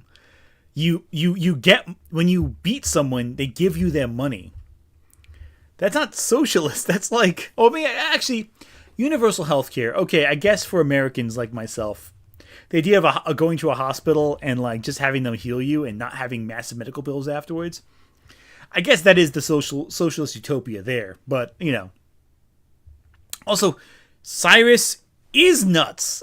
He's out of his mind. He is not all there, and that's part of the point of his character. He's a grandiose, like, maniac who thinks he can recreate the world in his image and it's a beautiful thing. Like, he's a bad guy. You're supposed to beat him. You want to beat him. Anyway, because I'm bored, thank you for the super chat. TBH, few fandoms have it worse than Silent Hill. You're not wrong, but Silent Hill still had 4 great games. Those 4 games are incredible. Everything after that, not so much. And PT is pain. The fact that was never developed correctly. Anyway. crap out of them, but the Elder already gave him all the information he needed, so he took off to go capture the lake spirits. I'm gonna have to go after him, aren't I? So I head to Canalave City, where I'm immediately beset upon by Chat, who demands yet another battle. I'm really starting to get sick of this kid, you know? After that, I headed to the gym. It's a steel-type gym, whose puzzle is based entirely around guessing which elevator lets you progress. I'm guessing the dev who designed the Hearthhome City gym was homesick that day, and the job of making this gym fell to the guy who writes the dialogue. The leader is Byron, who is apparently Rourke's father. Why do you hate the dialogue so much? About steel being a more refined rock. Anyway, his... Oh, I have to respond to this. J.H. Manateer, I've never understood the U.S. health system. Neither has anyone else in America. I have a bunch of friends from college who are nurses, and they all don't get it either. And they work in it. Magneton and Steelix went down with one flamethrower each from Houndoom. Oh, who's your good girl? Who's your good girl? Bastiodon took a little more teamwork from Lopunny, Houndoom, Crobat, and G to take down, but we got there in the end. Once I get outside, I'm harassed by Chat again, demanding I come to the library. I swear, if you demand another... Boogle Vonk, thank you again for the super chat. Lily would not survive the asylum of Warhammer. It is canonically morally incorrect to be on the side of anybody in the franchise. That is one reason I like Warhammer, and one reason I never got into Warhammer at the same time. The fact that there's no one in it you can empathize with always bugged me, and the fact that there's no one you can empathize with, I always loved. It's a weird catch-22 there, I guess. Love it. Oh, not catch-22, that's not the right word. Contradictory element. Yeah, no, Lily in Warhammer, she'd either get really into, like, one of the factions and say that they're the real heroes of the whole story, or they'd be, like, just Silverheart Soul. Wow, Silverheart Soul. Thank you again for the super chat. That is incredible. This is a children's game with worldwide tournaments and stories you can't follow and gets easily bored with. It has lasted over 20 years and should grow and change with its ever-changing audience. That's why you're bad at Lily. Again, yeah, it's always changing. Pokemon has had to evolve. Keep in mind, Gen 4 was, I think, 10 years into Pokemon's run. By this point, everyone who grew up with Pokemon was like, if they were 10 years old when Pokemon Red came out, they were 20. They needed to evolve it, needed to change it. And these changes help with the longevity of the Pokemon franchise. If your favorite game is Gen 3 or 4, you were probably a kid when that came out. And when those came out, the initial audience were already in high school, even college. So it was evolving even that early. And it's evolved ever since. I played Pokemon Black and White for the first time in college personally. I was a kid. I was like 6 or 7 when Pokemon Yellow came out. And these games meant a lot to me then, and they still mean a lot to me now. I love these old games. They're a lot to me. So, anyway. Another battle, I'm going to stab you. So I joined Chat, Lucas, and Rowan in the library where Rowan is giving us a lecture on Pokemon evolution. He decides we should split up to go to the 3 lakes, and right on cue, there's another explosion. We turn to the news to hear Team Galactic has set off a bomb at one of the lakes. Naturally, since it's an active site of an attack, we decide not to go to the lakes and wait for the situation to be all clear before. So I arrive at Lake Valor to find that it's been drained by Team Galactic's bomb, and there are Magikarp flopping around, and they say they're heading to Lake Verity next. Well, that's fine. Lucas is already on his way there, so I arrive at Lake Verity to find that Lucas is being bullied by Galactic members. So I have to do fucking everything around here, apparently. Alright, yeah, that's 2 out of 3 lakes cleared. Where's the 3rd? It's on top of a mountain, Lily. Fuck. The route to Snow Point City leads through Mount Coronet and up a snowy mountain path filled with trainers and environment hazards. Lily. It's not bad, it's the first snowy environment in these games, but they just had to go and mess up the ambience by adding deep snow to impede you at every possible point in the journey, and it's crawling with trainers who keep getting crits way more often than they should be, I fucking swear. It's worth pointing out that in Platinum, the female character model is wearing a winter coat but no pants, and I'm walking through waist-high snow in a blizzard. So that was certainly a decision we made. I've got frostbite on my... somewhere you really don't want to get frostbite. I found a house... All right, that's funny. I'll give him that. I'll give Lily that. Where a guy is complaining that he's trapped here because he dropped his HM for rock climb. Luckily, I found it just ahead. When I went back to return it, however, he said I could just keep it. Sir, don't you need this to get out of the... I failed to pronounce your last name. Matotier? Matador? I'm trying. I'm not good at pronunciation. Pronunciation I'm bad with. It's New Jersey. It's the problem. I can't say anything right. People get angry at me for every mispronunciation, even my friends, because of my Jersey accent. It's really bad. Snow? What? Nah, forget about it. I reached the mountain to the lake, and Chad is at the top mocking me for being slow and being unable to climb rocks, and then rushes off to go take on Galactic alone. Wait, Chat, no, don't! You're a complete fuck-up at everything you do! Fine, I gotta go get my rock climbing license, I guess. Fucking Vogon, seriously. Snow Point City Gym is just like the Mahogany Town Gym, where you have to slide into obstacles to navigate your way to the leader. It's alright, Discourage is running back to the Pokemon Center, so it's okay by me. Candace starts with a Sneasel, who dies to a single flamethrower. Then Piloswine, who proved to be a lot more hardy than I thought he'd be and knocked out 3 of my Pokemon before G finally put him in the dirt. I sent G back out against Frostlass, and when she started spamming Double Team, I was like, alright, fine, let me spam Calm Mind, make myself a beast and a tank, and then I'll just sit here. Gold Drex, thank you for the super chat. There are no laws against the Pokemon, Ant. That is fair. That is fair. There are no laws against Pokemon. Praying for a lucky hit. Once I got there, I started trying to hit with Psychic, but it, wasn't going well. But then something occurred to me. Wait a minute. I have Shockwave, which never misses, and hits for neutral damage. And I have, like, 5 special attack boosts.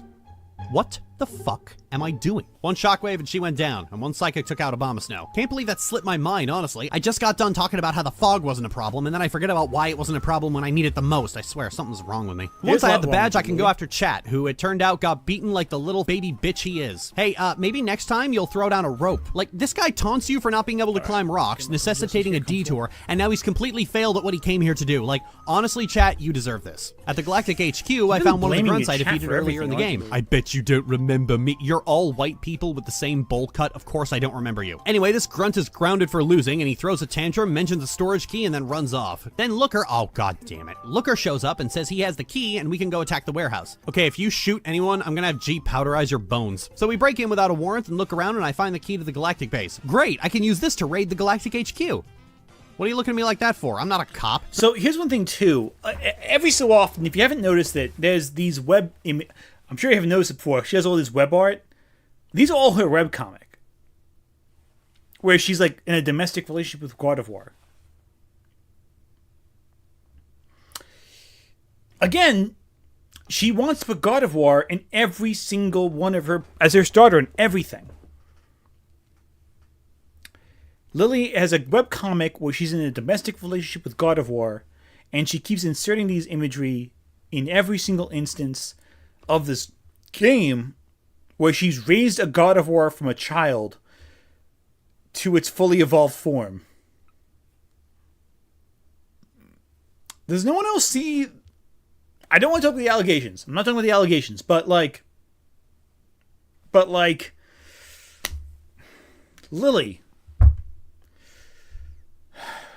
Okay. It's not unethical for me to go rampaging around like a lunatic. I fought my way through the headquarters until I reached the main chamber where Cyrus is giving a speech to his grunts. Is this a cult? It feels like a cult. But it's a wait, cult, that doesn't Lily. work, because cult leaders have to be the kind of charismatic person that dumb sheep want to follow in the first place. And Cyrus has no personality, no motivations. We don't even know what he's doing. Quite the performance, no. Fun thing, I want to shout out to Crimson in my chat. Crimson recently did a whole thing about is Lily Orchard a cult leader?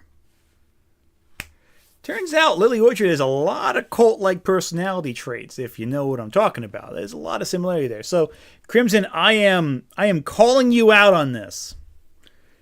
It is a cult, first off. Team Galactic is a cult. Team Galactic is an obvious cult, okay? I'm just saying that. It's a little weird how Lily's in denial about this. But, like, it's a cult. It's a cult, Lily. Just saying. It's a cult. Okay, let's keep going.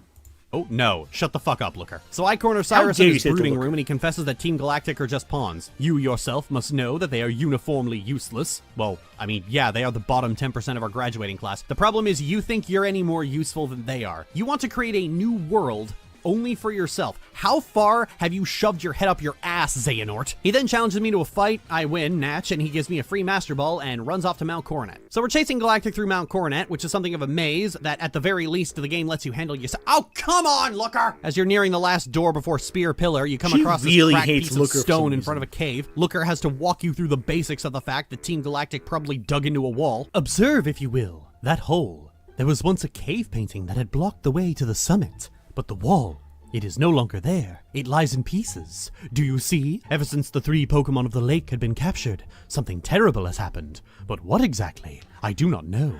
There is but one cause. Team Galactic Cyrus. And now we are all caught up. Oh, really, Looker? Really? I'm not sure. Why do you sound British, Lily? He's clearly Columbo. Like, Looker is clearly Columbo. Like, I don't know how you can miss that. Like, he's clearly Peter Falk. Like, he's dressed like Columbo. He has the hair of Columbo. I know you've watched old TV because you mentioned All in the Family multiple times. How can you not know that Looker is Columbo? Like, my spouse, who is not as familiar with older media as I am, knew it was Columbo when they were like 15. Okay, like. I think Lily knows who Columbo is. I would be shocked if she's never heard of Columbo. Like, she's grown up in that time period, like as I did, where Columbo was still on TV all the time, along with Murder, She Wrote. It was on not Hallmark, it didn't exist back then, but it was on like A&E and all that stuff. They had it. I thought Looker was the Doctor. Well, he does look like David Tennant also. But, like, David Tennant, I would say, looks more like... I would say David Tennant's aesthetic is kind of, as a Doctor, would be kind of similar to... Okay, I can see how you'd say David Tennant. I can see that. That's fair. That's valid. Okay, you know what? I'll give you that. But still, it's not a David Tennant impersonation either. So, Columbo D's... That's valid. sure my tiny brain could have figured that one out. Oh, pretty sure it's great. Cracked here in front of the tunnel. Maybe Team Galactic went that way. Oh, yeah, I wasn't sure. Thank God you were here to help, you useless fucking cop. In case you haven't noticed, there's a ton more dialogue in this game. Cyrus alone has more than double the dialogue than Archie and Maxie did in their respective games, but it's also stilted and devoid of any real creativity. He's an evil guy. He does evil things. Evilly. Credit where it's due, Maxie and Archie at least had the charm of the fact that they thought they were going to better the world, but they're like fucking idiots. They were almost charmingly stupid in that regard, coupled with the fact that you just don't run into them that often, like maybe less than 6 times before the finale, and after that they're like, oh, hang on. I think we might be stupid. And that's coupled by the intense weather that affects the entire map along with the tense music that accompanies it. They fucked up massively, and if we don't fix it, we're screwed. And that's more compelling than Cyrus's nihilism. Aqua and Magma are like, if we don't stop these two idiots, they're gonna kill us all. They're the only non-Rocket villain teams that work. As much as people complain about Team Rocket being evil for the sake of evil, I mean, that was never actually true. Team Rocket is a gang. They want to exploit Pokemon for financial gain. Instantly, that is a more real antagonist than Cyrus with his delusions of grandeur. People who want easy and quick money, or if we're being honest, are desperate because of late-stage capitalism, will turn to crime. People who think society has become so degenerate it needs a cleansing go on YouTube and rant about SJWs and woke scolds. A more real version of Okay, let's take a... She has more to say. We'll get to it, but I want to take a pause right here for a few things. In my personal opinion, I do prefer Team Rocket and Team Aqua Magma to Team Galactic. Not for the reasons that she's saying. I think Team Galactic and Magma are just so stupid and ridiculous and dumb that you can't not help but love them. Their whole motivation is so absurd and so goofy, it's hard not to love them. So, like, with Lily, I'm on that level with her. I get it. I get what you're throwing down, Lily. It is really dumb. It's so stupid and goofy. I'm with you there. Does that make them compelling? No, because they're so dumb, it's hard to actually get with their motivation. Team Cyrus being so driven by obsession, so driven by absurd, intense, like, hatred for the way the world is built. Yeah, that's interesting, because it's so alien. It's so out there. It's so bizarre that you kind of go, okay, that's kind of cool, because it's so out. Again, it's like the Light Yagami kind of thing, where it's like they're clearly a cult leader. They clearly have delusions of grandeur, and that's kind of compelling from how grandiose they are. Their goals aren't simply a new world. It's a new reality. They want to reshape everything using the very mechanics of the universe, and that's kind of frightening because you know people like that who do that. And she's trying to make it like sound like, oh, it's an alt-right thing. No, it's not alt-right. Like, Heaven's Gate was a leftist group. It doesn't matter politically with this. If you believe the world is so corrupt that you want to destroy it and rebuild it, that's not right-wing or left-wing. That's, like, out there. That's, like, that's nuts. And that's what's so good about it. It's a good villain plot. It works so often because, yeah, society is messy. Society is rough. But because it's rough, most people want to change that so we can protect the things they value. Someone like this goes, nope, need a reset button, need to change it all over again. That's interesting, even if it is equally horrifying. It's disturbing and twisted. But Lily's kind of like making it sound like, oh no, that's not interesting to have a villain who wants to destroy everything and replace it with something in my image. She makes it sound like that's boring. But it's not. It's so compelling.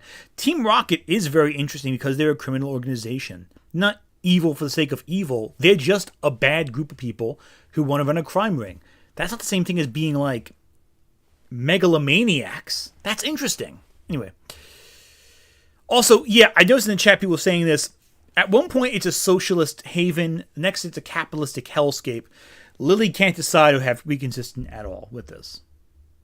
Cyrus would be on TV blaming all of society's problems on, I don't know, the Jirachians. We're almost done with Gen. No, the Muse. People this nihilistic and delusional just don't have the drive or charisma to run a cult and convince people to bomb a city. He's kind of like the jailer. He has the charisma of a pile of wet sand, and yet we're expected to believe he's manipulated and gaslit people much smarter and more charismatic than him. Oh, he's a charismatic leader. Bitch, no he isn't. He's an ugly-ass miserable nihilist sulking because the world has some vague wrongness to it. And people say he's the best villain in the series. Like, what is this? Who says that?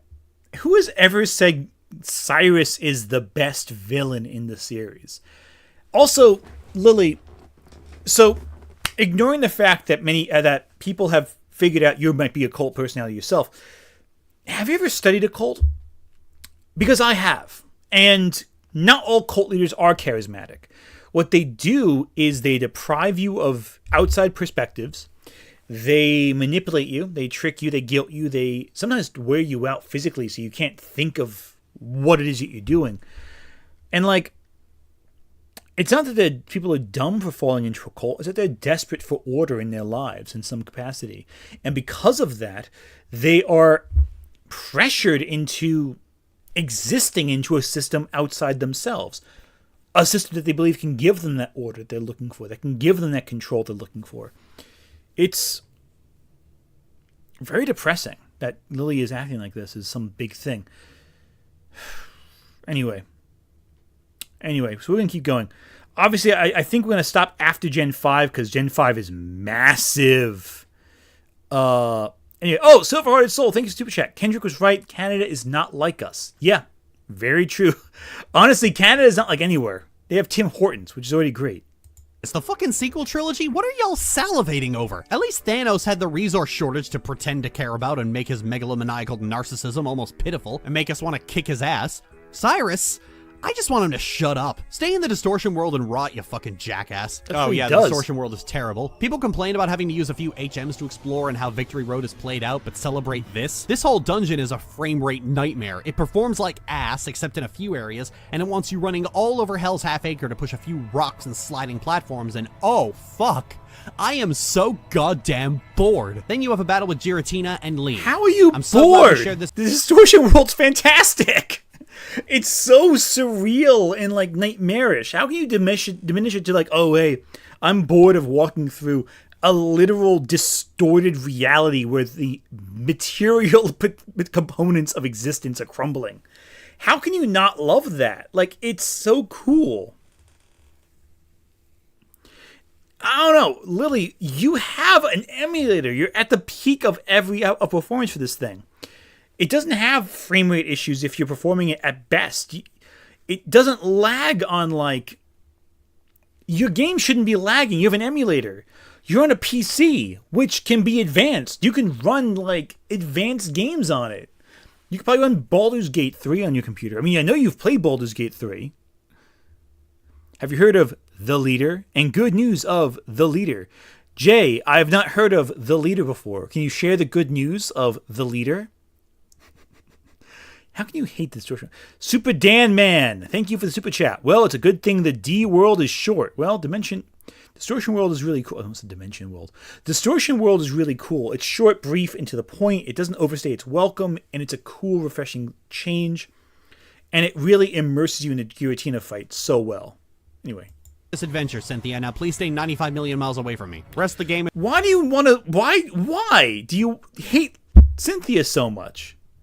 Anyway. Isn't worth talking about in too much detail. The story's over, but you still have a badge, Victory Road, and the Elite Four to get through. Almost feels like a formality after all of that. Like, you want to prove my worth? I was in another dimension just a few hours ago. I fought a god of antimatter. Then you get to the Elite Four and oh my fucking god, chat. You go through the Elite Four, which is the same it's always been. The only thing worth talking about is Cynthia, because Cynthia and her Garchomp are the most overhyped boss in the series. When I was going through the earlier gens and talking about how, like, Whitney wasn't a real problem, people were like, oh, wait until you see Garchomp. Wait until you get there. It'll crush your dreams and give you PTSD. So about that.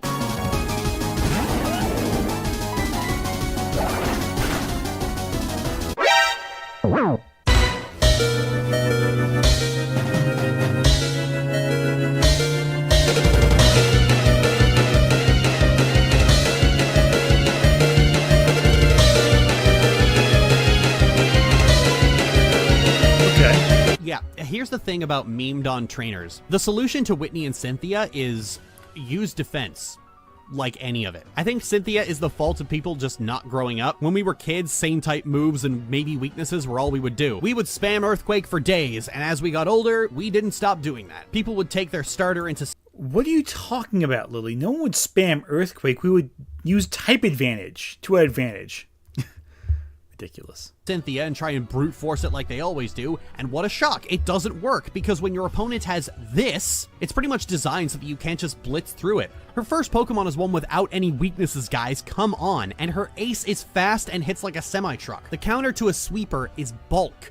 So I came in with Reflect and set it up on Milotic, and then Garchomp couldn't touch me. That's the thing about Garchomp. If it doesn't one-hit kill you, it's dead. Flat out dead. Its defenses are not that great, and combined its middling special defense with a Pokemon with high special attack, it's just dead. These trainers aren't even asking much of you. You can sweep Cynthia with Reflect and like 1 or 2 Calm Minds if you're not confident. Spiritomb was a bigger threat than Garchomp because it was immune to both Psychic and Focus Blast, which were the only attacking moves G had. The rest fell like dominoes because just a little bit of setup pushes the damn game over. I saw people planning for BDSP like, okay, I'll need a Weavile to outspeed and quad weakness it. And by the way, in the remakes, Garchomp has the Ice Nullifying Berry, so good luck with that. When it's so much easier than that. Reflect, and literally any special attack boost will do. Hell, just rock up with a fucking Focus Sash or something. There's so many ways around it that turns this fight into mulch, but it requires remembering that neutral damage exists. I've seen so many Poketubers discount Pokemon in the early gens because they don't have stab moves. Need I remind you, I swept 2 of the Kanto Elite Four with the weakest fully evolved Pokemon in the game. Perhaps you want to stop acting like wild dogs chasing their tails and think for a moment. Generation 4 isn't... Let's take a step back. Lily has this weird thing where she hates the min-maxed Pokemon mechanics. And, like, to an extent, I get it. Like, it can be a little exhausting going for, like, the best builds. Gardevoir is not bulky. Gardevoir does not have high defense at all. And the fact that she keeps going after, like, Mange TV and, like, all the other Poketubers is a little ridiculous. That being said, though, she acts like the advice that they're giving is somehow wrong. It's still good advice to beating like Cynthia and everyone. The problem is, Lily, you lose the first generation, the first gym leader. You've lost to multiple gym leaders in this run. Those Poketubers are talking about what you use for Nuzlocke. They're at a different level than you're at in terms of the type of skill level game that they're referring to. You can beat the game with any Pokemon. I firmly believe that. If you want to use a certain type of Pokemon, you can find a strategy that works that one in, that weaves them in. But, like, the difference is, Lily, that just because it's your favorite Pokemon does not mean it's great in the competitive scene. So, yeah, that Pokemon might be fun for you to play, and I'm not saying it's not. It's a cool Pokemon. Play Gardevoir. That's great. I love that for you. But, like, don't act like it's the only end-all, be-all that you have to use in every iteration of Pokemon, and there's nothing else you can do. Because it's a limited strategy. Anyway, you get the idea. I'm talking to the choir at this point. You all know, you're on the same page. Okay, yeah, good luck, Crimson Ender. Good luck with that. Yeah, enjoy your stream, man. I appreciate it. Appreciate you coming on. Don't worry, we're coming to the next bit right but now. It's not as good as Generation 3. The issues that have been creeping in since Crystal have metastasized into a game that does not believe you can go 5 seconds without being supervised. It has fully gotten away from what makes Pokemon fun, the adventure. Instead, you're being forced onto a path by a story, and I wouldn't object to that if the story was good, or at the very least, sparse. But all that's really changed is the sheer... So good and sparse are the two same things for you. Lily, it's a game where you reach the ends of reality itself by challenging the actual devil to a fight. How much more adventure can you get? I'm just saying. Amount of dialogue. Characters talk way too much, and they say way too little. The dialogue is in desperate need of an editor or someone who knows what the hell they're doing. And the thing is, the dialogue is pretty much the only problem with these games from this point onward. Like, the gameplay is competently made, and you can fix the performance issues easily, but there's no fixing the dialogue without tediously going through every text box and manually editing it, which takes time and skill a lot of people don't have. And all the... Do you know that Lily has not actually explained what she does not like about the dialogue yet? She's just said, I don't like the dialogue. I have to skip it. It's so long. There's so much. But she hasn't actually said what's bad about it. She just said, I don't like the dialogue. And accepts that you understand it's bad dialogue. But she hasn't gone through yet and said, here's why the dialogue is in fact bad. And that's troubling. Because she's clearly not explaining to her audience what's bad about it. Anyway. Good post-game features, and Gen 4 and 5 have a very robust post-game, is all held hostage by the story. You have to endure this part, and you shouldn't have to. The main game shouldn't have to be this burden you have to endure to get to the things that are fun. It's a good story. Okay. We're here. We're at Gen 5. We understand Gen 4, that was a mess. But Gen 5 is where things get bad. This is where the pain begins. And I welcome you to Agony. Welcome, my friends and audience, to hell. Abandon all hope, ye who enter here. Oh, here we go. Generation 5 is the definition of controversial. To some people, it's where Pokemon peaked with imaginative designs, a beautiful region, and a story that took Pokemon in a deeper and more mature Super direction. Chat. Deadbeat Girl, thank you for Super Chat. N is so cute, so anything she says about him is wrong. N is genuinely, I think, and I'll get this out of the way right now because it's relevant to what comes next.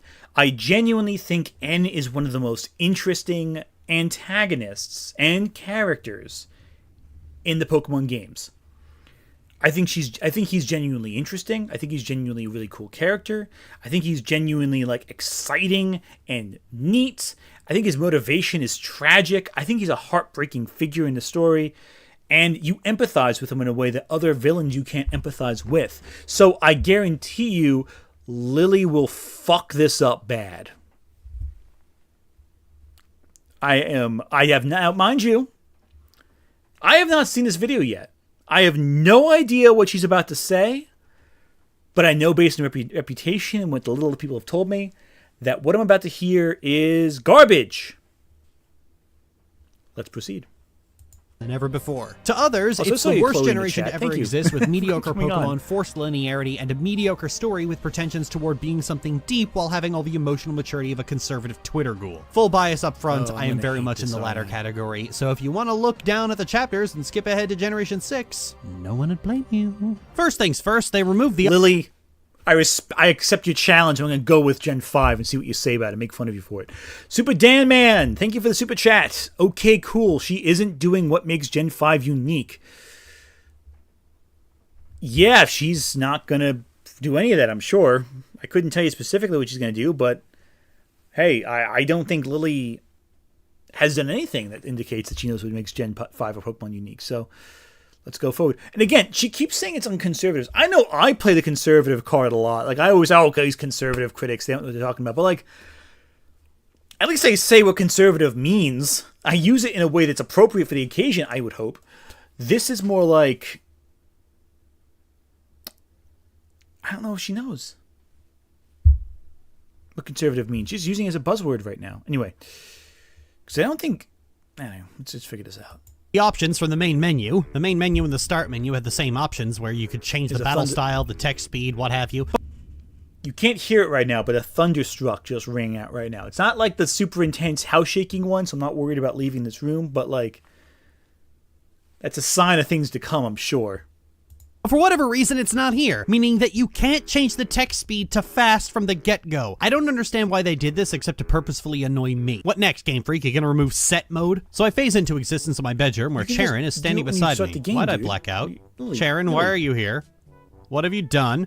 He says he's heard from Professor Juniper that we can have a Pokemon. Oh, really, Charon? I'm not sure my tiny brain could have figured that one out. You know, what with the wrapped gift on the table. I mean, it could have been anything. Bianca arrives and we get to pick our Pokemon between a Snivy, a Tepig, and a Ralts. Well, goodness, how on earth did that get there? Guess Again, I'd better take it. Then modding Sharon these and Bianca games, take Lily. the other two starters and are determined to have a battle indoors. I don't know, Bianca, this seems dangerous. Oh, see, I told you. Look what you done to my room. And then they just run off. Excuse me, I'm not cleaning this up. Get back here. Oh, Yeah, how can you not love those small touches, though? That's charming. That's emotional. Also, controversial opinion, Bianca's great. I love Bianca. As a character, I think she's great.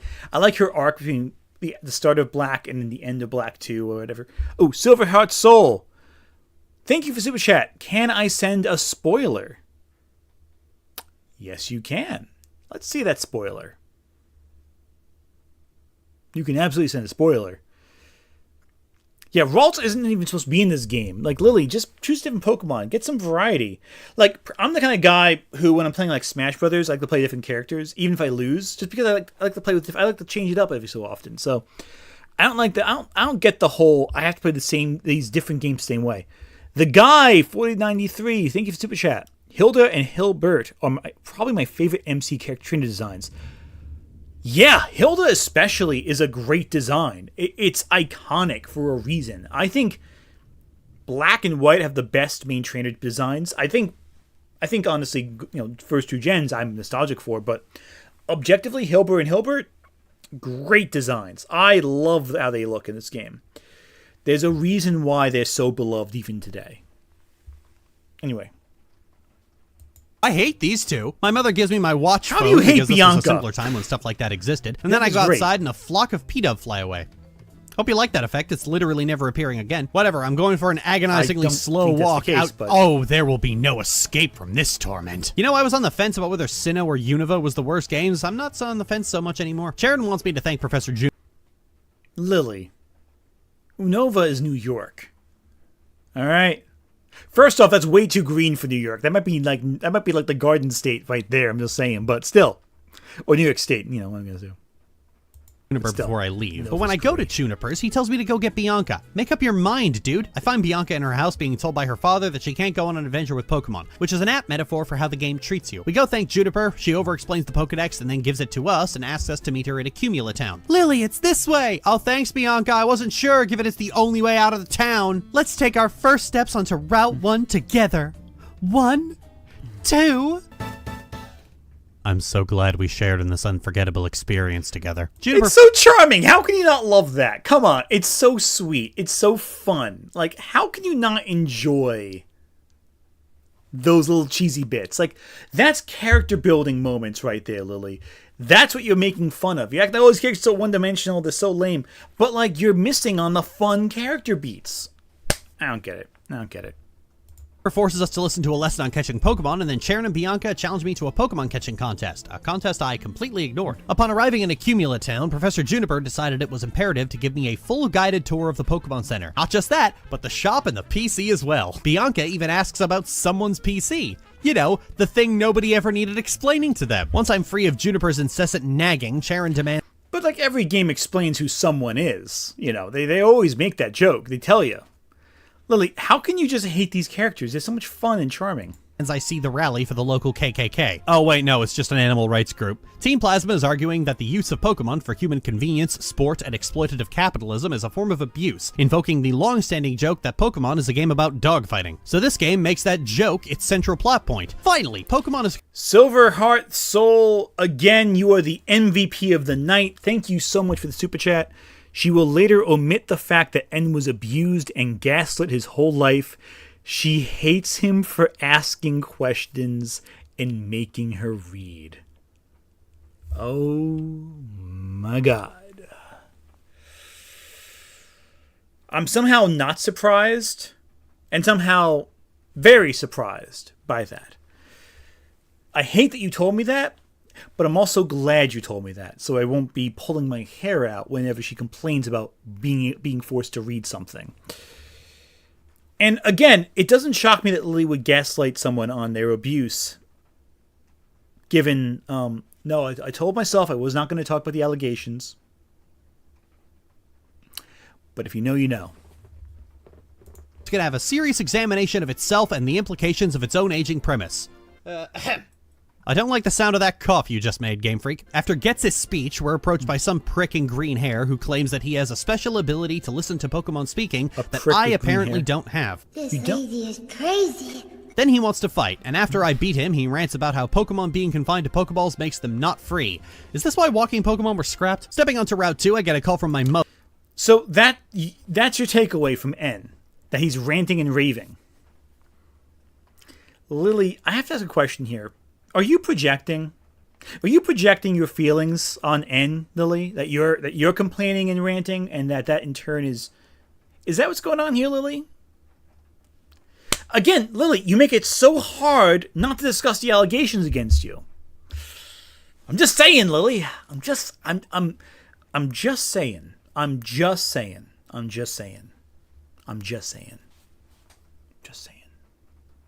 Mother, who announces she's right behind me to give me the running shoes. Well, it's about time, Mom. I've been walking at the speed of smell for the last hour. Also, a Nazi cult leader wanted to fight me. As I make it to the end of... But why would you call him a not? Okay. Lily, listen, Lily. I, for one, have called people Nazis before because they were actually Nazis. Why do you say that about N? He's just a guy. He's basically like a... He has a sensitive connection to Pokemon. He was abused all of his life. He was driven to become a tool for Gestis. I can never say words right. And you're calling him like a cult leader? He's more of a victim than anything else. Like Lily, you keep comparing the bad guys you don't like to conservatives, but you don't explain how they're conservative. Like, I get it to an extent. Some people are obviously conservative. You gotta say, oh, they're conservative. Okay, I get that. But, like, how is N conservative? If anything, he's revolutionary. He's trying to upheave the system rather than return back to a previous state of it. Conservatism believes that the past was a greater form of society and nature and ethics. You're arguing that N, a person who wants to revolutionize and upheave society because of perceived change, is a right-wing villain, when really it's more of a left-wing villain. The liberal perspective. That N is an example of a radical leftist who believes he's fighting tyranny. Well, actually, no, not even a leftist. He's just a radical. I don't know if he really applies to left-wing, right-wing politics. He's just a revolutionary whose heart's in the right place, but his intention, his results of his actions are bad. And I think the manga, the Pokemon Special manga, Pokemon Adventure manga, extrapolates that even further in some cases. The way it affects the trainer and their Pokemons. To the route, Bianca runs up and wants to fight. Lady, we just fought. Do you not know how this goes? You're supposed to wait at least a couple of towns before you challenge me again. So the gym in Striaton City is blocked off. Gym leader is at the school, apparently. I didn't find him there, but I did find Charon, who wanted to fight. Naturally, I refused and left to head back to the gym. Still blocked. I went back and battled Charon to see if that would work, and lo and behold, it did. Why even give me the choice? I chose the grass leader, and when his Lillipup started spamming Lily, workup, I just... You're given the choice so you can grind to better prepare yourself for the fight. That's why you're given the choice. And double team so that when he tried to one-shot me with Bite, Rolls was able to just circle around him, ditto his Pansage. After leaving, I'm immediately approached by a strange woman who wants me to find her some dream dust for an experiment involving collecting save files, and that's definitely what she wants it for. It's not for snorting. She is a completely normal scientist. It's not for snorting. Wait, is that a bed hooked up to a machine? What do you intend to do with this? I feel very unsafe. In the dream yard, I find a Munna, who is immediately beset by Team Plasma members who start kicking her and confessing that setting Pokemon free means there's nobody to stop them from using Pokemon to take over the world. Wow, way to give up the ghost in the first act, dude. This is gonna kill you. After crushing them, the Munna's mommy comes by to get her baby and gives me some dream dust. I take it back to Fennel and she gives me a sea gear for multiplayer. Thanks, Fennel, this is completely worthless. Despite my attempt... It's not worthless, it's useful. Anyway, the thing also is with Team Plasma is that certain members of the team are more adherent to the philosophies than others. That's why in Black 2 and White 2 you see that division between the old ex-members of Team Plasma led by N versus the renewed version of Team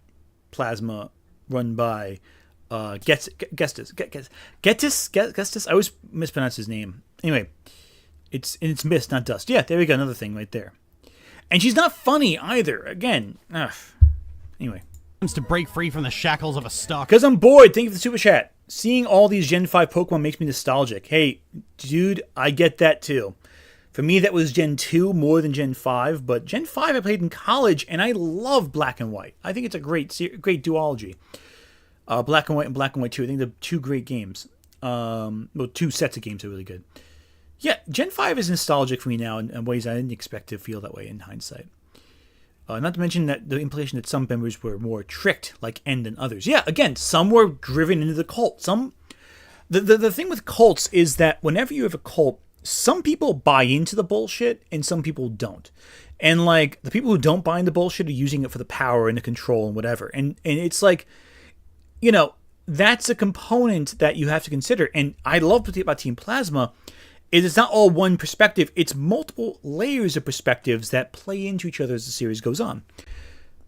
Octo Ari, thank you for the super chat. For a self-identified writer, she sure hates reading and analyzing anything involving plot, characterization, and development. Yeah, because Lily only likes coffee AUs. She only likes the plot if it's inconvenient, if it doesn't get in the way of her like fantasies about the characters, whatever. And if there's minimal driving force. She doesn't like conflict. So read romantic comedies. I don't know what to tell you. Like, adventure and fantasy is probably not your thing if, like, you don't like having to deal with conflict and plot and bad guys. I don't know. I just think... I think Lily doesn't like being inconvenienced. And there are games like that for you. Play Stardew Valley. It's a great game that doesn't have too much heavy conflict. Charon manages to corner me on the road for yet another battle. How many of these do you want? But then A lot. Bianca runs up with a little girl whose Pokemon was stolen by some muggers. Team Plasma's hiding in the cave and wants our Pokemon as well, but we defeat them. How could we lose when we have right on our side? Oh no, it's one of those stories, isn't it? It's time we show the Fire Nation that we believe in our beliefs as much as they believe in theirs. Here's the thing, What? Team Plasma's grunts are kind of completely fucking stupid, so half of them give up the ghost about the fact that Plasma isn't really an animal rights group, but the other half are still yammering on about Pokemon liberation, and if you're savvy to this stuff, you're kind of just waiting for the pretense to be dropped. I'm trying not to... Lily, we just explained why. I'm glad you can't hear what I'm saying right now. I don't think you would listen to any of what even I told you. But Lily, that's part of the design. That's not a mistake. That's by design. Team Plasma is a group divided. Some are doing it for the power. Some are into it. Some know what they can get with this influence, and they're trying to fight with these like obsessed fanatics. Others genuinely believe what they're saying. Some don't. It's like a lot of real issues where some people buy into the caveat of the beliefs, and a lot don't. So if you say they give the ghost in his fight, those are the ones who don't buy into it, but are using the group for power, for influence. Those who keep talking about it, they genuinely believe it. The grunts aren't a hive mind in Black and White, which is one thing I do have to say Black and White does really well. N fully believes what he's saying. N completely buys into the things he's saying. Geddes does not. And you'd think that playing Kingdom Hearts, you would figure it out, because you look at Organization 13, each of the organization members, they have different... Some buy into the caveat of the group differently than others. Like Zigbar is totally off in his own tangent. But so, you would think you'd figured it out because you clearly love games where you have that nuance with the bad guy team. How did you not figure this out? Do you just think all grunts are the same?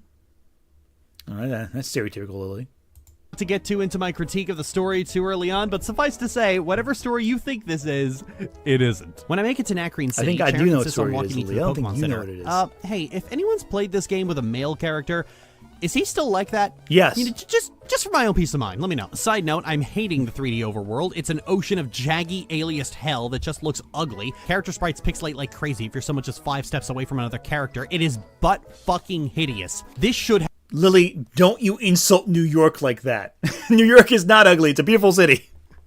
Have never gone 3D like this. They should have stuck with the pixel art and it would have looked absolutely gorgeous. This entire time I've been playing the DS. Lily has endorsed skipping cutscenes in Kingdom Hearts. What is she like then about Kingdom Hearts? Anyway, I know she's endorsed skipping whole games too, so I digress. games on Melon DS with the intention of looking as accurate. Also, Black and White is a beautiful game. The different regions look fantastic. I love everything about Black and White's aesthetics. So just don't, Lily. Just don't. As possible, but I can't handle the warping and jagginess and whatnot of Gen 5 any longer, so I'm going to switch to the OpenGL renderer from this point onward with the intention that this is the game's natural look on a DS, and it's fucking hideous. The DS barely handles 3D, especially when we're talking about Game Freak's programming here. So, with that said... Oh, that's so much better. They look... So with Nakreen City, we're given only one real task, and that's to go after the gym. So I head to the gym to... Hi there. Oh, fuck no. I want to see things no one can see. Are you on drugs? Do you want to be on drugs? The ideals of Pokemon inside Pokeballs. the truth of how trainers should be, and a future where Pokemon have become perfect. That was 2 generations ago. It's all downhill from here. Right now, my friends aren't strong enough to save all Pokemon. Maybe I can't solve the equation that will change the world, so I need power. Power enough to make anyone agree with me. And then he leaves, declaring he needs a legendary Pokemon to give him power. Guy's a broken record. Anyway, after that, I went into the gym. Like, why does Lily hate N so much? Like, okay, so I know she's making him sound all melodramatic, but like, Lily, you praised Team Aqua and Team Magma before for like being dumbasses who fucked up the world. Clearly, he is equally sympathetic. He is clearly a person who wants to do good, but thinks that he needs to have extreme power to do so. Also, you make him sound so wimpy and wompy. You make him sound like he's on the verge of tears all the time. Like, I don't know.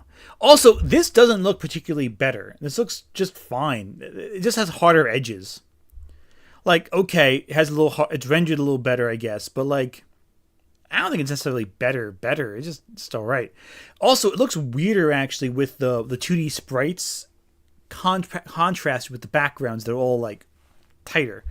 I don't know. Jim got shown a Dragonite skeleton, wow that was dark, and was led back into the library to do battle with the gym leader, an archaeologist named Lenora. I pulled the same trick on her that I did in the last gym, spamming double team until I was unhittable, but then her Watchog got out a cheeky little retaliate, So but then my work. Herdier was able to get the last hit. We're all good, we're fine. Lenora says she assumed right about me and that my fighting style was enchanting. Well, thank you, you're very sweet, Doctor. But then, oh no! Team Plasma's stolen the Dragonite skeleton, we have to go after them! They went into Pinwheel Forest, but don't worry, Burr's here to help.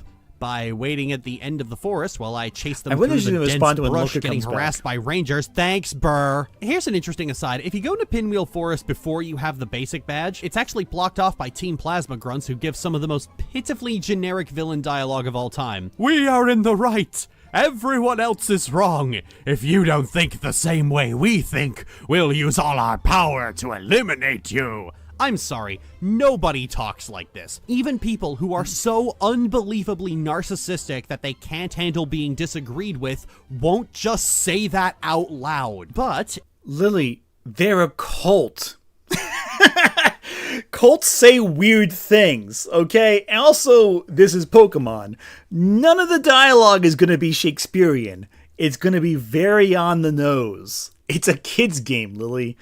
These are caveats you gotta accept, because a kid may not pick up on the nuance that a 30-year-old will pick up on. It is goofy. Have fun with it. Like, it's silly. It is goofy as anything, but like, laugh with it.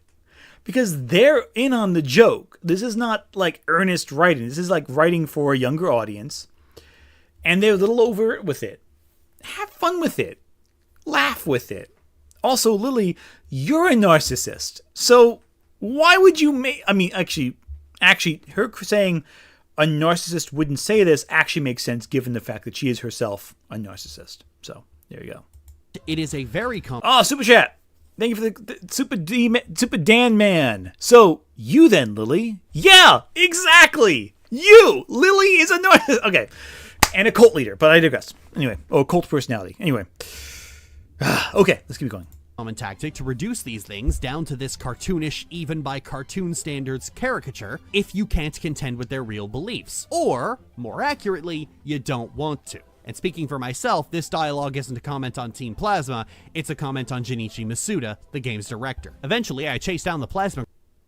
Lily, this isn't even what it says in Japanese. Why would the English translated version reflect on the director who is not involved with the writing? Like, yeah, he oversaw the writing, sure, but like, he was also overseeing the gameplay, the mechanics, the design. There were many people involved with this. Also, given your track record, that's probably not even the game's director. Because you made up stuff before about who was actually involved with the games. And just lied about it to your audience. I'm not even going to bother checking to see if you're right, because you've already lost your my faith in you to know the basic credits of who did things. Because Lily, you've been wrong multiple times in this one video. Again, last point for the specifics. Last video for the specifics. about who actually was involved in the creative process of these games. Why would I trust anything you say? You always blame the head developer for anything that goes wrong in the individual lines and dialogue when they're probably not even involved with it. They probably signed off of a big list of things and they're like, oh, it looks good enough. And then the translations come back, oh, it's good enough. There's a lot of hands that touch these games, Lily. This is not auteur theory. This is a business. This is an organization. Things get signed off, and if it's good enough, it's good enough. It's not fine-crafted storytelling. It's a product. A very fun product that I love, but it's a product. This is not auteur artistry, you know? Even Shakespeare was an auteur theory. He made up lines for his actors knowing who would be portraying them. His actors had input that Shakespeare took into consideration. And above all, Shakespeare wrote for his biggest patron, the king or queen, depending on what time period, of England. So again, don't blame the one person for all this. It's a group effort. Creativity is collaborative. Anyway. Oh, Masuda did direct Black and White. Okay, so she's right about that. But, like, she's been wrong in the she was wrong about who directed the last few games, so I digress. A grunt that stole the skull and get it back. This might help me get ahead. Then an old man talks about Team Plasma's king, and I'll give her that. You have a king? You're a fascist death cult, and you have a king? Whatever, I'm getting out of here and heading to Manhattan. I mean Castelia City. Castelia City it's Manhattan. is a huge It's city Manhattan, map Lily. with all of She's right on that 5 buildings to enter, and a lot of NPCs that offer nothing more than pointless chatter. The city's set up in a rotary on its main street with multiple side streets to walk down, but despite its size, there is very little to do here. I started off by What? getting a dance There's a troupe lot to together. do in because Castelia City. naturally, What are you when talking go to about? New York, the first thing you do is find some break dancers and get them into a polycule before heading to the gym, where Burr rushes out. Lily, what are you talking about? New York is not simply... Anyway. Shadowlands, thank you so much for the super chat. Okay, I no issue with this video. This is going to all Pokemon is bad when Masuda became director. This is a circle jerk that the Poke fans have been doing. Yeah, that's a fair point. And again, the problem is a lot of Pokemon fans, too, they want to point towards the easy problem. They want to say, oh, this is the one person to blame, but really it's a systemic thing. Pokemon is ultimately a victim of its own success. The more popular it's become, the more has to come out, the more they have to make, the faster they have to make it. If a new game isn't announced every year, the Pokemon fans flip out. You know, it's a victim of its own success. They want to take more, everyone wants to take more time with the games, to more finely craft them. Like Zelda, game every 3 years, they're good games. You play them for years. Pokemon, new game every year, new game every 2 years. They rush. They develop 2 games at once. Their resources are split. That's rough. And we get that we want to have them spend more time with the games. A lot of the older fans are like, no, take your time. Make something good. But then, when it comes time for Pokemon Day, and they have to announce a new game, well, when Nintendo Direct, and they have nothing to deliver, people get disappointed every time. So, anyway. Masuda was really passionate about it. Like, his interviews for Black and White are so different from the guy we have last decade complaining about the Pokemon. Yeah, he was passionate about this game. Yeah, I hear you. I can't blame him. Saying he has business at the dock. Following him to the dock, we are introduced to Iris, who, if you watch the anime, you'll remember as Ash's companion in the Unova series that the fanbase absolutely hated. Why'd they hate her, Lily? You fucking know why. You know how weebs work at this point. It turns out Bianca has had her Muna... No, Lily. Why did they hate her? Could it have something to do with the fact that she replaced other characters the fanbase loved? Also, the Pokemon fanbase gets angry with every new companion. So what's the difference there? Just being honest with ourselves here. And then learn to love them before they leave. Actually, the cycle is this. New companion comes out. They're not as good as the previous companion. When that arc ends, they have a massive fan base and everyone wants them to come back next season. Unless you're implying that... Oh, the Head Ninja. Thank you for the super chat. It's your 10th super on a live stream. Congratulations, Head Ninja. Pokemon being a victim of its own success sounds a lot like the MCU. Honestly, yeah. A lot like the MCU. And again, I'm not saying Pokemon or the MCU are currently bad. I'm saying they both have some really good stuff to come out. You know, Legends Arceus is incredible. Really, really good. I think Guardians of the Galaxy Volume 3 and Echo were really, really good. I think fantastic. The problem is, because they have to rush something out every few months so the fan base doesn't get bored, they rush things a little bit. And it sucks because what you need, and I think I think both Pokemon and the MCU are kind of doing this now. They're hitting the brakes a little bit so they can put more time in the kitchen. Make sure they get the frills ready. Make sure they get the quality ready. Make sure they cook well. And like, it may result in some delays. Maybe we're bored for a year waiting for something to come out. But when it comes out, it's something good. They're cooking with gas. That's what both Pokemon and the MCU need to do more of. I firmly believe it because they both have potential to be fantastic. Because they rush stuff out, it doesn't happen as often. I also like She-Hulk quite a lot. She-Hulk gets hated a lot. I think that was the closest the MCU TV shows have gotten to capturing the comics. And if you say I'm wrong, read She-Hulk. Read the old 90s or 80s She-Hulk comics. Watch the show. Tell me that's not the same thing. I think they're on point. Okay, I'll be honest with you. I liked a lot of the MCU Phase 4 and 5. I like it. I don't love a lot of it, but I like a lot of it. Is the best way of putting it. I like it consistently. I don't love all of it. I think the MCU's worst thing, in my opinion, in recent memory, would probably be Ant-Man and the Wasp: Quantumania. I think that was actually not... Oh, no, I lied. Secret Invasion. That's the worst. That was actively bad. I did not like that one at all. Okay, let's keep going. Stolen by Team Plasma, and so me and Burr are going to go get Muna back while Iris guards Bianca. I follow Burr to the building that Plasma is holding up in, and one of them decides that because I look weak, he'll take me while the other two take the gym leader. Unfortunately for him, we are evil people, and so my Petalil makes mulch out of his dirt lizards. Then they retreat back in and we follow after them. Iris and Bianca join us this time, Bianca apparently having been trained in those 5 minutes, but whatever, it's fine. But inside is Ghetsis. Bianca's He great. waxes poetic about Zekrom, believing that if he had a dragon, then people would listen to him because he'd won their hearts and minds, and not because the dragon would eat them if they didn't. It's definitely not because the dragon would eat them. But then Burr talks about how Ghetsis is everyone evil. has different opinions. He's a monster. Oh my fucking god. I feel like I'm listening to the startup of a YouTube video made by a condescending douchebag. Then Ghetsis gives Muna back to Bianca and leaves. With that sorted, I head to the gym to take on Burr. Why do you draw that comparison, Lily? He's a megalomaniac. Again, Lily, why are you comparing this to YouTubers? These are like cult leaders. That is the point. And again, certain bad YouTubers are cultish. You would know, Lily, but I digress. Again, it's a cult of personality. That's what it is. And Team Plasma is a fanatic cult. We've discussed this before, but Lily doesn't seem to want to engage in the story on its terms. What she wants to do is engage it in ways that she's familiar with and can thus control, so she can manipulate her audience into thinking the same way she does. By saying it's like a bad YouTuber, it's like this, what she's actively doing is creating the link in her audience's head so she can stop engaging with the narrative on its level. She wants to engage with it on her level. And in doing so, what she does is she controls the way you perceive the narrative. There's no evidence in the narrative it's like a right-wing YouTuber, because it's not like a right-wing YouTuber, but that's the comparison she keeps emphasizing, and by emphasizing enough times, if she says it enough and enough and enough and enough, you are convinced of it.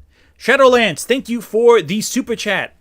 I feel they are comparing them to themselves. Yeah, again, yeah.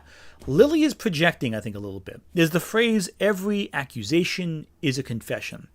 And while I don't totally believe that, I think some accusations are just accusations, some confessions are just confessions.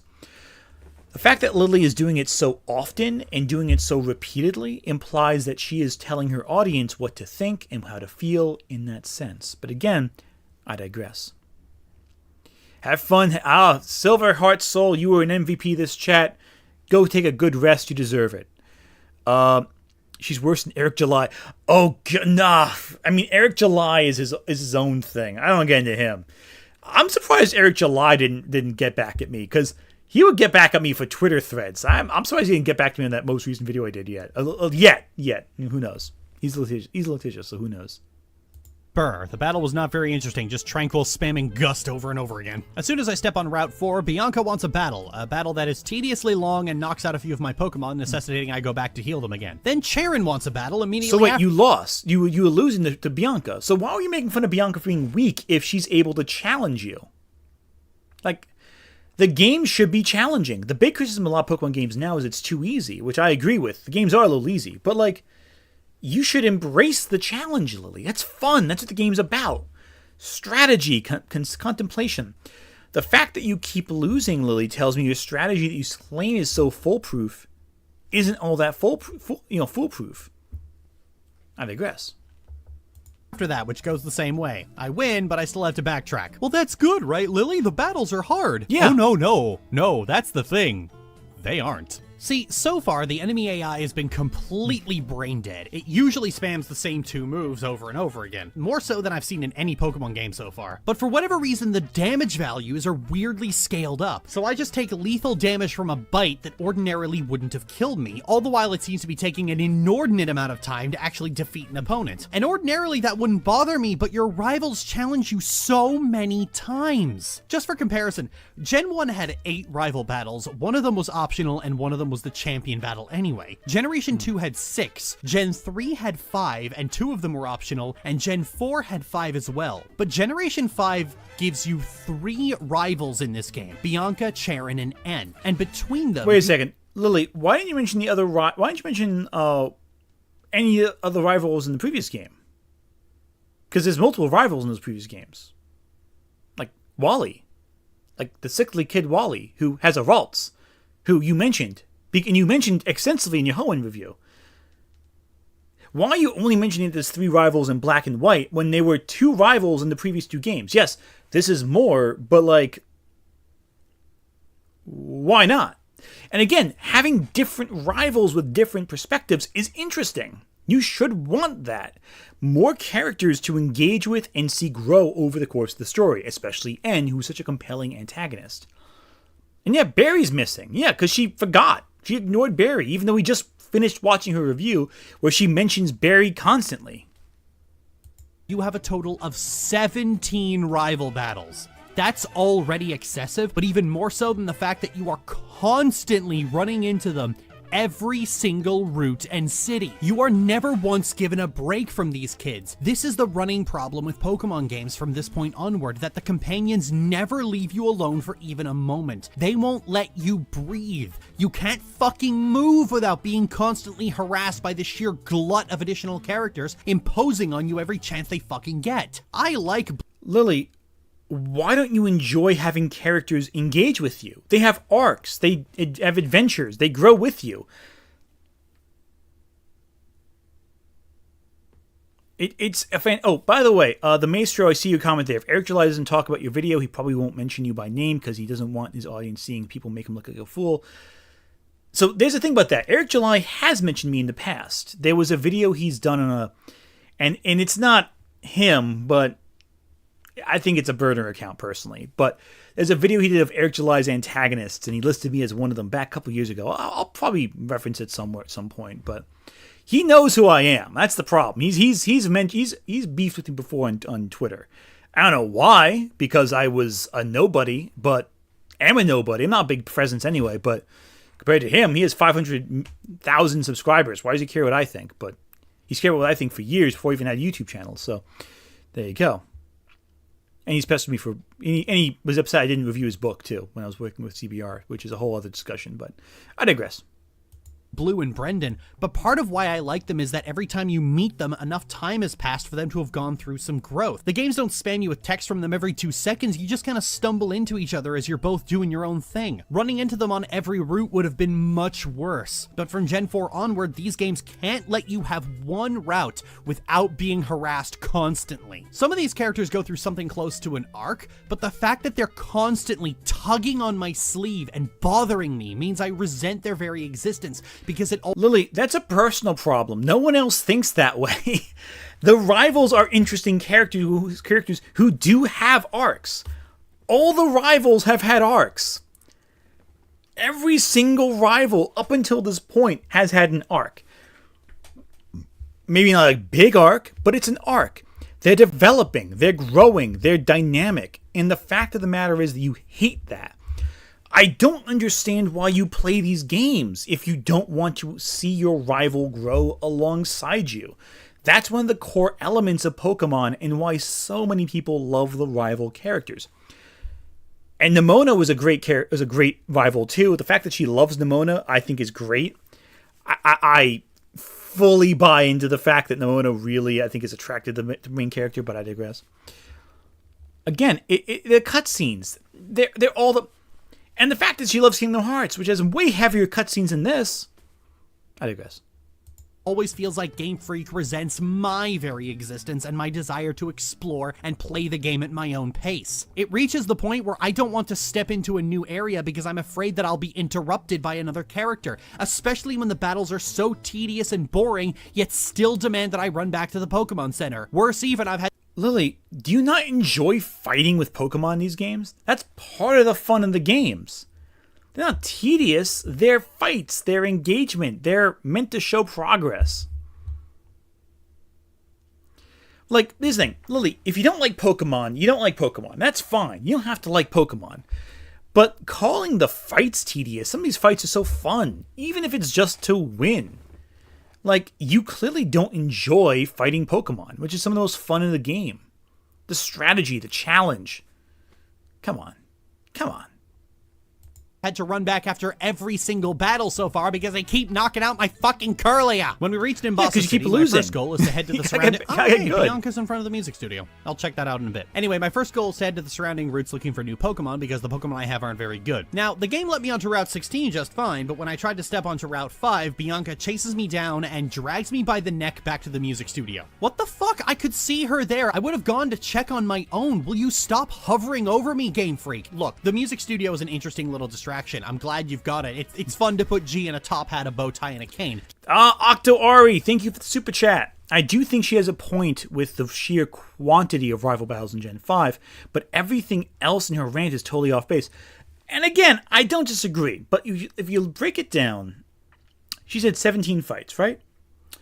So in Gen... How much did you say for Gens? Let's do a little math for a second. Okay, so we're at 2011. So let's go back to...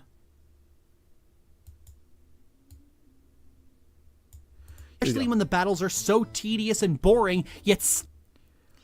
Let's examine this for the a second. games don't spam you with in any Pokemon game so far. But for whatever reason, the damage values are weirdly scaled up. A total of... Okay, so here we go. Right here, right? 20... in any Pokemon game so far. So I but want for to whatever reason, the damage 17 total fights among 3 trainers. Let's play that for a second. values are weirdly scaled up. proof So I point. just take lethal damage from a bite that ordinarily Give it a few wouldn't have seconds. killed me, It'll all the make while sense it in a seems to be second, what I'm taking an trying to say. inordinate amount of time to actually defeat an opponent. And ordinarily that wouldn't bother me, but your rivals challenge you so many times. here we go. Just for comparison, Gen 1 had 8 rival battles. Okay, 8 rival battles, right? Now, what's 17 divided by 3? 17 divided by 3... What is it?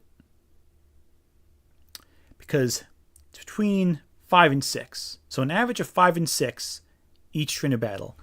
8 fights for Gary. That's more fights for one trainer than any individual trainer in Gen 5. One of them was optional, Yeah, and one of them was the 5.666, champion whatever, battle yeah, anyway. repeating. Generation 2 had 6. Okay, again, Red, Silver, you fight more than any individual trainer in... Okay, let's go here. Gen 3 had 5, and 2 of Okay, but you have 5, but there's also Wally, so double that. So it's like close to 10, roughly. them were optional, and Gen 4 had 5 as well. But Again, double it. That's roughly 10 or 6. 10 or 11. Generation 5 gives you 3 rivals in this game, Bianca, Charon, and N. And between them, you have a total of 17 rivals. Okay, but again, let's look at some of these for a second, Lily. The 5th battle is the final battle for N's 5th battle is the final battle of the game, essentially. It's like the big fight for the Elite Four finale, essentially. Post-game rematch you're counting as. So wait, here's a second here for a second. Hang on. Hang on a second. So 5, 11.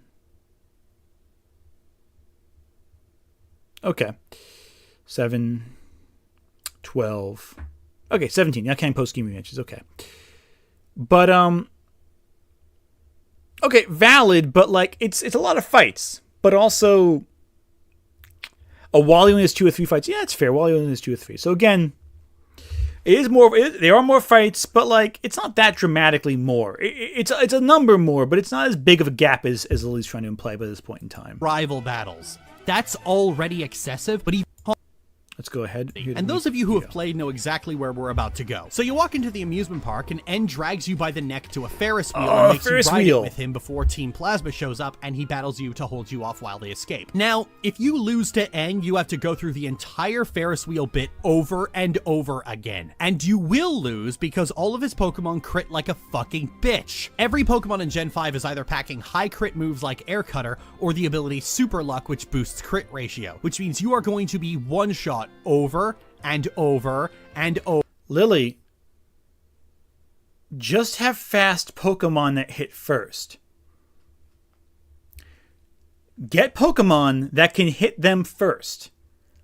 Adjust your strategy to adjust to the game's mechanics. That is what children do in this game. The fact that you are refusing to adjust your strategy for N, a fight that everyone can beat. Lily, the problem isn't the games at a certain point, right? We all beat this game as kids, as college students. You're 30. Approach the game from a strategic perspective. Try to take the game and look at it from a way that is intriguing and interesting. Boggle Vonk, thank you again for the super chat. Your third super on a live stream. Congratulations. I missed a Yahtzee joke. I don't like that cough you just made, Game Freak. The count is at 1. Oh my goodness. If you're playing at home with all the drinking with all this, then you are probably dead. I'm glad I ran out of alcohol because I would have died if I didn't. Anyway, so yeah, it's a skill issue, Lily. That's what it is. You're not playing the game well. The problem is not that the game is bad, it's that you're not good at the game. That's what it comes down to, Lily. I'm sorry. Over and over and over again, and every single fucking time you have to watch that whole fucking cutscene again. You know what this reminds me of? The original Kingdom Hearts. When it first came out, you couldn't skip cutscenes, and some of the bosses in this game are stupidly difficult, especially for kids, which meant the following— Are you comparing the second fight with Riku to the first fight with N after the Ferris wheel? Lily, if you're losing a fight, adjust your strategy. Use type advantage. Try to plan out a little bit more. But if you just caught Pokemon that was strategic... Here's the thing. You look at what Pokemon... Here's a good strategy, Lily. I'm going to give you some expert advice. You look at the Pokemon that beat you. You consider, okay, what happened? What type were they? How fast were they? Do a little research. Catch a Pokemon that can counter that. Train it a bit. Grind it a little. May take a little time, sure, but you grind the Pokemon up to level. Fight in again. Speed advantage. Type advantage, maybe a high defense, you can endure it. The problem is, Lily, that most of your Pokemon are squishy, or have low special defense, or they're slow.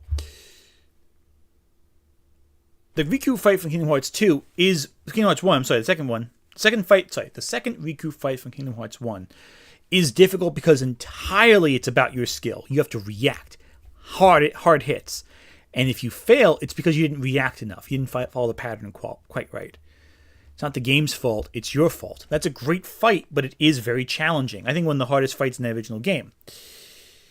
But you figure out the pattern, you grind a bit, maybe go to the Coliseum, get some levels up, you come back, ready to go. You can kick the guy's butt. And you should be able to beat him in your first try, first and foremost. That's one thing, if you're leveled correctly. But you need to get the right Pokemon to fight N. That is the brilliance of the game. You are given the option. You're given the type advantage if you play it strategically to beat N. Anyway, I find this ridiculous.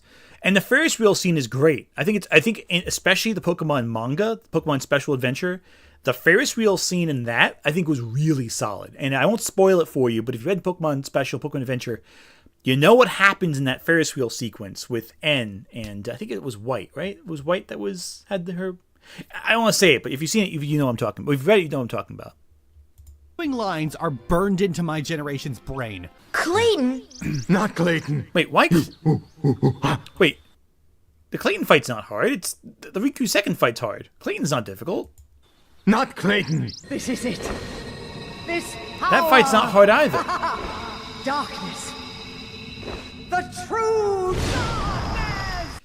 That's not a hard fight either. The Maleficent fight is easy. She's harder in her witch form than in her dragon form. Sora! Okay, this fight, this cutscene was ingrained in my brain. No way you're taking Harry's heart. You Yeah, have come this far, and still you understand. Billy Zane was a really good Xehanort. I'm just saying that right now. Billy Zane as Xehanort, pretty solid. Did you hear he was playing Marlon Brando? Like Billy Zane's interesting. I always am interested in whatever Billy Zane does. Nothing. Every light must fade. Every heart return to darkness. Shadow Lance, thank you so much for the super chat and good timing too, because darkness and all that stuff. I think N is buy because of the Ferris wheel. Yeah, I would buy that. I would buy that. I would buy that. Yeah, there you go. Actually, I just realized I have a buy flag sticking on my bookshelf. I was just filming something for something, and I have to. That was just there. Anyway. Yeah, Lily's just bad at games. Yeah, 100%. Xehanort's a great boss. I was saving it for later, but fuck N. Honestly, fuck N. All this little prick does whenever he shows up is rant about how he's going to make everyone conform to his opinion or else. He's like a fucking debate bro drooling out of his fucking mouth while he gives the most moronic take you've ever heard in your life. You guys ready for the mildest hot take in the universe? Okay? Super idpol, like, lefty black women who love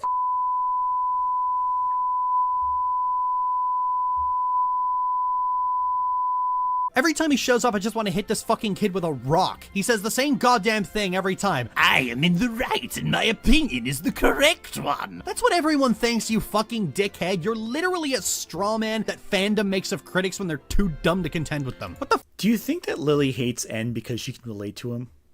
I'm just saying, like, no one would ever say about N based on his dialogue what Lily's saying. It seems detached from the gameplay. He's an idealist. He's an abused child who's never had a chance to look at the world objectively. And your interactions with N do impact him. There is an emotional back and forth, which I think is really interesting. And yeah, Vosh jumps here. I agree. That's a Vosh right there. Like, how dare you? Like, you're not even engaging with the narrative. You're creating an alternate version of it, again, to supplant what is in the game. And Lily, by doing that, you're doing no one a favor, because what you're doing is you're arguing that your version of events are correct. But I don't understand what you're trying to say. He's a fanatic. He's not like some debate bro. He's genuinely been indoctrinated to believe a certain thing by an abusive father figure who wants to manipulate him for power. And again, N's not totally wrong either, which makes it more interesting. His arguments are reasonable, but they're missing key components that allow you to see. So his perspective is like, oh yeah, he's not wrong, but he's missing a lot of key information that would allow him to see the world in a more nuanced, complex way. It's very much a one-way extreme. And that's interesting. That's dynamic. And he is sympathetic, and he does like you as a character. He's the only villain up until this point who actually admires you as a trainer. He's trying to live up to his own standards, and ultimately he fails because the standards instilled in him were artificial. They were manipulative. He was created by an abusive father figure. And in the second game, he turns against that. He has to unlearn the social programming that has driven him to this point. That is good character writing. That is compelling. That is tragic and very relatable. You would think, Lily, that as someone who is queer, who is trans, who is not straight, you would recognize that as social indoctrination on a level that is difficult. It's funny to me that she has no empathy towards N. She has no sympathy towards him. Yet he is the most sympathetic antagonist of the game. But she also doesn't like Cyrus, who is purely a bad guy, a very overt bad guy. Because it's strange. So she hates Cyrus, who is clearly wrong, and she hates N, who is clearly nuanced and tragic. He wants to understand how people function, and yet... Anyway, I'm going off on a tangent. I don't want to harp on N's character, but N is a beloved character for a very good reason, because he is nuanced and complicated and sad. You have empathy for him, but also know you have to stop him. And that's the makings of a really good villain, I think, personally. Well, not even villain, antagonist. N's not a villain. His father is a villain. Gestis is the real villain of the game. And I'm sure you can make a drinking game how many times it's pronounced Gestis or Gedis or however you say his name. I'm bad with names, in case you haven't noticed. The fuck are you even supposed... Oh, wait a fucking minute. Hang on. Did Game Freak start seething over PETA? That's fucking it, isn't it? PETA said something stupid about Pokemon and Junichi Masuda just couldn't let it go. God fucking damn it. I step in around... Lily, why do you think a Japanese company cares what PETA thinks? PETA is an American thing. I don't think Japan cares about PETA, because Pokemon is not simply an American or Canadian game, as you are Canadian yourself. They're not concerned with the English-speaking world exclusively. They're international. So, anyway.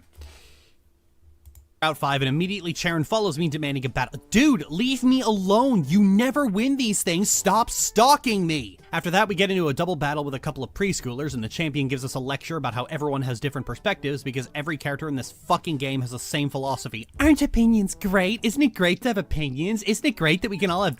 Oh my goodness, Sketch Pixels, thank you for the super chat. So you have come this far, and still you understand nothing. Xehanort describes Lily playing Pokemon and this retrospective perfectly. I love that you're right. I love that you quoted the Billy Zane quote there, and I love how you tied it in with the cutscenes before. That was pretty clever. Kudos there. Yeah, she has come this far and still understands nothing. That is fully correct. She doesn't seem to get that this dialogue is about the central caveat and theme of the game. She knows it's repeated, she knows it's repetitious, but she doesn't appreciate why it's repetitious. She thinks it's bad writing and doesn't understand that it's the thematic ideas of the game itself. Again, she's complaining that people have opinions in a game. You should have multi-dimensions. Multiple dimensions in a video game and a story involves their contradictory components of a narrative that differentiate between the two, pulling in different directions. Super Dank Man, thank you for the super chat. You're 5th on a live stream. If anything, I think PETA was upset about Gen 5, since they made that dumb Flash game of Pokemon abuse. Yeah, Pokemon Black and Blue, I believe it was, right? That was the Flash game? If you haven't heard about this, PETA made a Flash game a while back. I'll get your super chat next, Shadowlands, about Pokemon, and it was meant to emphasize how Pokemon was basically dogfighting. Shadowlands, thank you for the super chat. The PETA Circle Jerk actually exists with Poke fans. Yeah, again, that is a thing. Poke fans themselves do not like PETA. Some don't. And some have this debate about whether or not Pokemon is darker than it really is. Again, Lily skips over a lot of the world building of Pokemon, but there's a lot of darkness in there. The Marowak mother was murdered. The tin tower, the burnt tower that was burned with all those with the 3 legendary dogs before Ho-Oh resurrects them. Black and White, Diamond and Pearl. Again, there are elements and shades of Pokemon abuse throughout.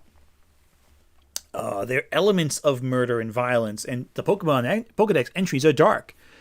And these components feed into the narrative in some capacity at some point. And Lily here doesn't seem to understand that, or rather refuses to understand because she's not engaging with the narrative at all, deliberately so, that these world-building elements are feeding into the narrative of the game. She should understand this at this point if she was actually engaging with the narratives, but she's not. She's just engaging with the adventure. Just play Monster Hunter, Lily. You'll have a much better time with Monster Hunter. Actually, no, you'll probably hate Monster Hunter for some reason, I'm sure. Anyway, back to this. Different opinions? This is one of those baseline concepts that's so universal that it's really weird when you keep banging on about it. Making it to... Lily, if you hate opinions, Actually, obviously you hate opinions. You contradict anyone who has a different opinion than you do. Driftvale City and Clay, the gym leader, complains about how Team Plasma was able to escape when we lowered the bridge and tasks us with catching them again to test us. And Clay is such a fucking cowboy, I'm not sure if he's a traditionalist conservative or his husband just really likes the saddle. Anyway, we rush down. He just likes cowboys. What's wrong with that? I mean, listen, a lot of cowboys were gay, Lily. A ton of cowboys were gay. You should know this. This is queer history. They were outsiders from society. What else are they going to be? People who were accepted by mainstream society? No, they were the gays, they were the bis, they were the gender nonconformists. They were the outskirts. They could live what they had. They had freedom on their side. Anyway. At a cold storage and navigate the workers complaining about how cold it is. They're wearing full winter gear while I'm wearing a t-shirt, vest, and booty shorts. What is it with girls in these games being impervious to the cold? I find Plasma in a shipping container guarding one of the sages. Once we defeat enough of them, Clay comes back in to arrest them all with shipping workers. Okay, this proves to me that Clay is definitely gay. There are no cops in Driftvale. But later when I show up at the gym, gets us whacked. Wait, what? I don't get that. Is poetic with Clay before taking the Sage and Plasma members and leaves. Okay, question. Why do we keep letting them go? That's 2 gym leaders now that have just let Getsus walk away. Anyway, I head into the gym, which is deep in a quarry, where Clay challenges me with ground types. Unfortunately, G is now tricked out with Reflect, Calm Mind, and Magical Leaf, which means my early troubles are long gone as Crocodile and Palpitoad fall like dominoes. It takes a little more setup with Excadrill though, and as usual, Reflect came in handy, and I eventually won the stalling war. On my way out to Route 6, I get stopped by Bianca, who gets distracted and asking for a battle by a shiny object. But I'm also a trainer. At times like this, you battle, right? Why are you asking me? You've been doing this for as long as I have. We've both been trainers for 11 hours. I don't have some secret here, but she just gives me... How do you not like Bianca, though? Bianca's so charming. She's such a lovely character. How do you not like her, Lily? I don't get this. Anyway, I digress. The HM for Fly, which is great for when I need to run back to Driftvale for more Moo Moo Milk. When I reach Charge Stone that was Cave, a cool different gift. I'm not gonna lie. You know, I cool have the image, HM for Cut. I could have done this myself, you know. But then I get inside and I see N in the distance. Oh, fucking great. Super Dan Man, thank you again. You are quickly becoming an MVP of this discussion. Well, we know that Clay got together with a woman since we know that Lacey from Gen 9 is his daughter. Yeah, so again, maybe a bicon? I'm not biased at all with bisexuals, though. I have no bias here trying to make sure everyone's bi in this game. I'm not going to do the Lily card. I'm sorry. I can't even do that one. Bianca got another win. Yeah, exactly. Why do you hate Bianca? I don't get why she hates Bianca so much. Bianca is like such a lovely character. It's hard not to like Bianca, especially given her track in black and white too. Okay, you know what? I'm going to catch a Pokemon for... a Clink! Oh, I love him. Okay, Why? Gen 5's Pokemon are kind of hit and miss. Like, one problem is that Game Freak decided this time around that no old Pokemon were going to be returning. You couldn't use old Pokemon until the post-game. You had to use all new ones, which is a respectable design philosophy that I took as only being a suggestion. But it reveals a crap... Again, Lily, you're not playing the game on the terms they want you to play it as. You want to break the game to play it the way you want to, which is frustrating, I think. I think you should play the game sometimes on their terms, even if it is inconvenient. In Game Freak's design of Pokemon. Game Freak tends to rely on older Pokemon to fill in the gaps in the decks. This is why Johto only had 100 new Pokemon, Hoenn had 135, and Sinnoh had 107.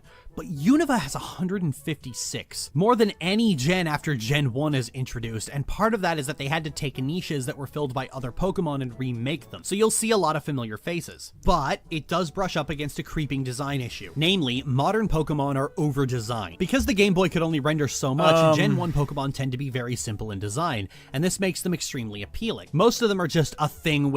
That's not necessarily true. The reason the Pokemon philosophy was a border between being really cool and being really cute. A lot of the design philosophies are not that different from new generations to the previous generations, but the thing is, yeah, they were limited, but the old designs were freaking weird, right? Like, they were weird designs, especially in the original red and green designs.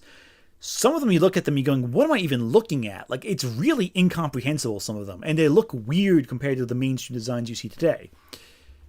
With a face, but modern Pokemon have a tendency to be over-designed and filled with extreme... Now, what do we have here? We have a couple heads, a little attachment, body, and a tail. That's not over-designed. That's pretty simple. It's very distinct. It's not too complicated. The color scheme of black is so you have brown, red, and blue. These colors allow you to see the contours of the body. It's not over-designed. It's a perfect design. This is a great design. Extraneous detail. For example, Geodude is perfect simplicity in design. He's a rock with fists and a face. This means he's quite expressive when he wants to be, and there's the fun of just a rock with fists. That is a boy with a lot of personality who is always ready to fight. By contrast, Roggenrola, I don't even know what face. It's a rock. It's not that complicated, Lily. It's a rock with a couple attachments. This is not complex character design. It's a rock with feet. He's making. This is a common issue with Gen 5. Personality is lost. It's a zebra with a jagged mane. That's not overcomplicated. It's a pretty... Gardevoir is more complicated looking than Zebriska. Substrika. Like a Thunderstrike. There we go. Dumb, of course. Like, it's not complicated. In the extraneous detail. This isn't always the case, though. Sometimes the Gen 5 Pokemon get it completely right, and I think the place where they do best is with Trubbish. I'm sorry, what? Trubbish? Trubbish is the one you... That's the one you're holding up. Literal trash. You are holding literal trash up as an example of gold. The trash. The trash Pokemon. That is what you are... You are praising trash. You are literally saying the trash is the best design of this game. It is trash. Are we sure with this, Lily? This is the ground. This is the trash you want to take with you. This is what you're bagging up. This is what you're serving. It's trash.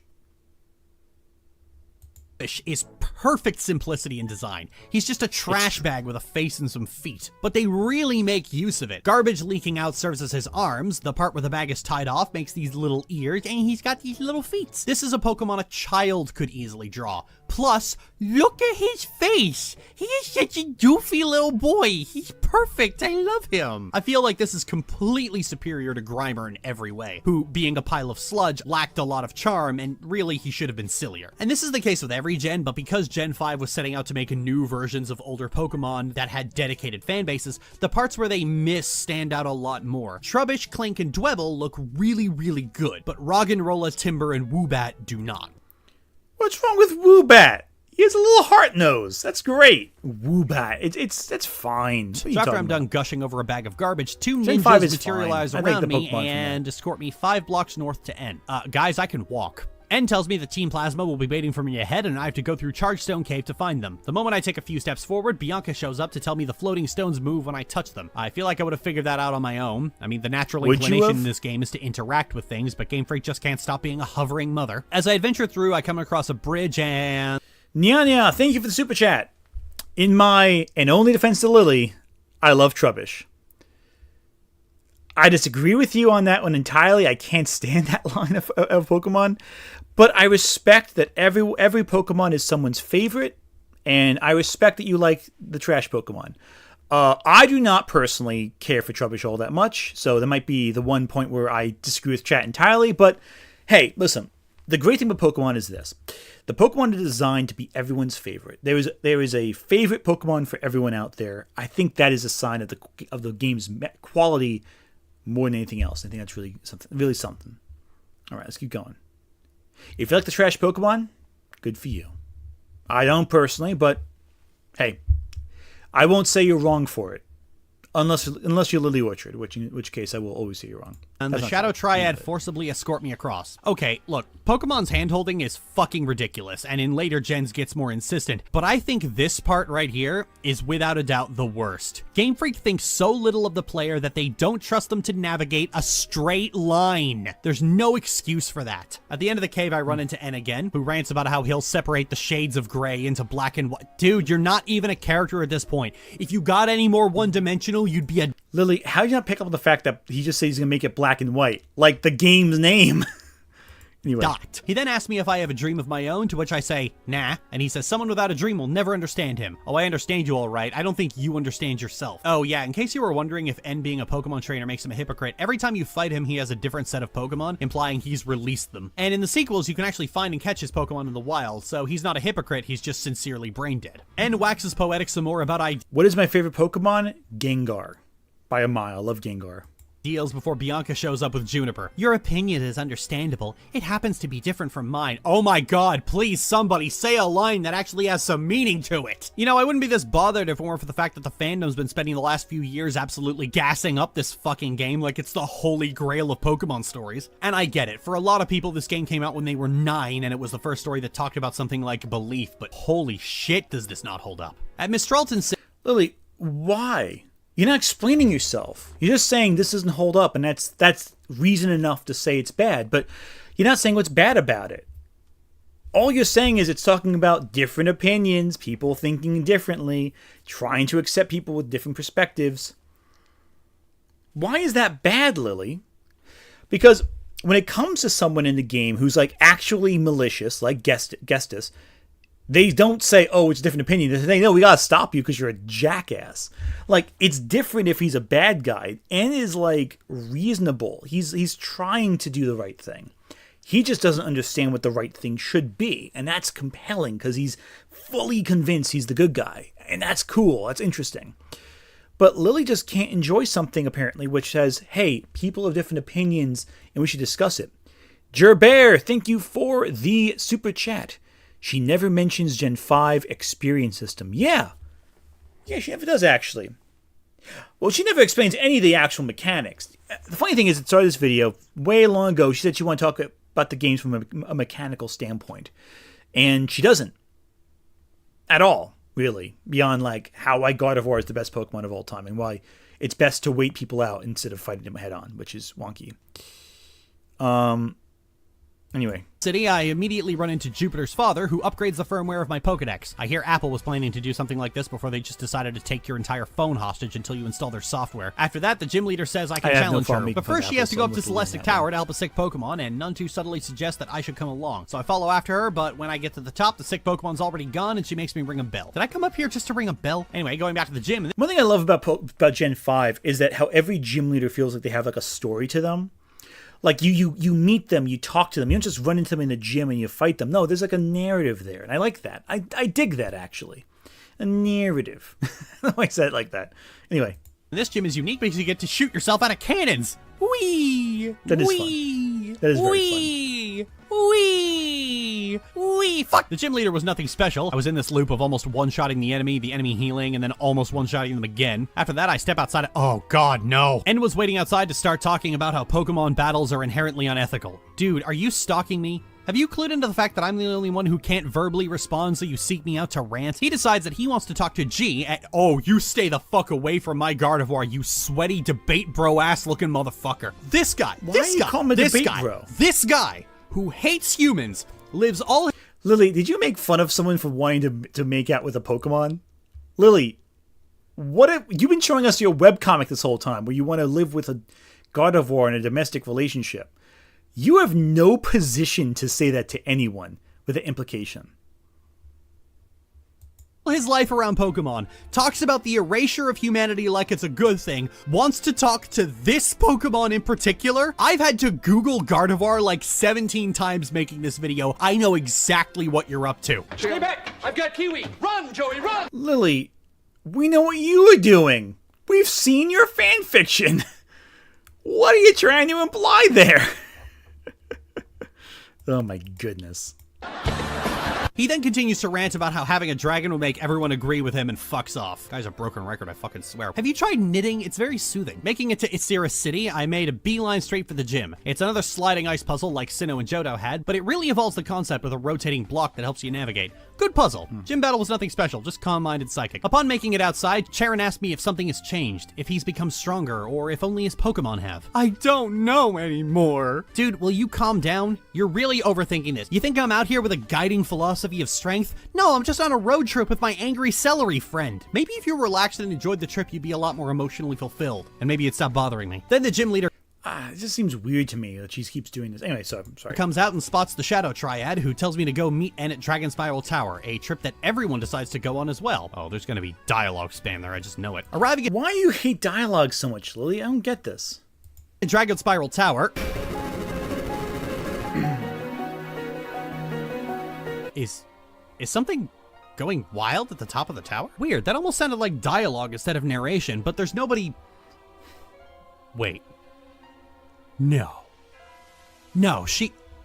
Did the player character speak? Holy shit! I made my way through the ocean of plasma fights, and one problem I'm having is that because the fight with N on the Ferris wheel was so difficult and took so many attempts, G ended up advancing 7 levels on that fight alone, which means she's now completely overleveled for the rest. Wait, you leveled up your God of War 7 levels fighting N in the Ferris wheel, and you still didn't beat him? Okay. Okay, that's fine. Hey, Lily, it's okay. Not everyone's gonna be good at the game. It's okay. It's okay. It's fine. It's fine. It's fine. It's fine. Fine. Of the entire game. I'm almost 10 levels above most of Team Plasma at this point. I make it past them and oh my god, she spoke again. That's really cool. The player never speaks in these games. That's so cool. Anyway, I make it to the top, and N has managed to summon Deathwing the Destroyer and insists that with his help, he'll defeat the champion and Pokemon will be separated from their trainers. Somehow. He talks about not achieving this by force, but instead persuasion, but I don't know how he intends to do that. People aren't going to think you're right because you shut up with a dragon. That's a classic argument from authority. He then insists— Yeah, but he's delusional. That's the point, Lily. He thinks that would solve everything, because he's delusional. that if I want to stop him, I'll have to get the other dragon to do battle with him. And I don't need the other dragon. I could kick your ass right here, dickweed. But he runs away, and the rest of the Scooby gang meet me at the bottom and insist I should go to Relic Castle to find the stone to summon Reshiram. Guys, I don't need Reshiram. Let's just go curb stomp this bitch already. Or we could just not and let him completely fail to change people's minds. Like, this place was built off of America. You can't get Americans to admit there's an impending climate crisis while half their states are on fire, let alone give up their pets. So I make it to Relic Castle. Okay, Lily, I'll give you that. That was a funny joke. Maybe it was Charon tired runs up and tells me that it's Relic Castle. Thanks, Charon, you're very helpful. At the bottom, we find Getsis, who announces that the Lightstone isn't here, and then offers me congratulations for being chosen by the king. Chosen to kick his ass, maybe. He says if I fail, Team Plasma will steal Pokemon from people and release them. Then Alder asks if the Pokemon really want that. Hey, what's this? You're actually engaging with the conversation. What happened? Lily, you haven't picked up on anything that's been said so far. You've been addressing the divide between Getsis and, like, N. But you failed to understand, Lily, that Getsis and N are different poles of the same philosophy. That Getsis is manipulating N. You're not seeing that because you're not engaging with the story, Lily. You're ignoring the dialogue. That's the key thing. That's the difference, Lily. To the last 12 cutscenes where you wax poetic about opinions and did nothing else. That actually raises an interesting notion. If they steal Pokemon from people and release them, what's stopping the Pokemon from just going back? The reason why this is such a false lead is because Pokemon is pretty much always reinforced that Pokemon like their trainers and their relationship is consensual. Oh, that almost stepped into bad territory. Their relationship— Yeah, it did. Relationship is symbiotic. Pokemon agree to be trained, and that's evident just by what Pokemon are. Humans aren't special. G doesn't follow me around because I abuse her into complacency. Why do you have the God of War right located there, Lily? Anyway, so let's take a step back here for a second, Lily, because you're addressing something that's very interesting. The problem is the game also addresses it.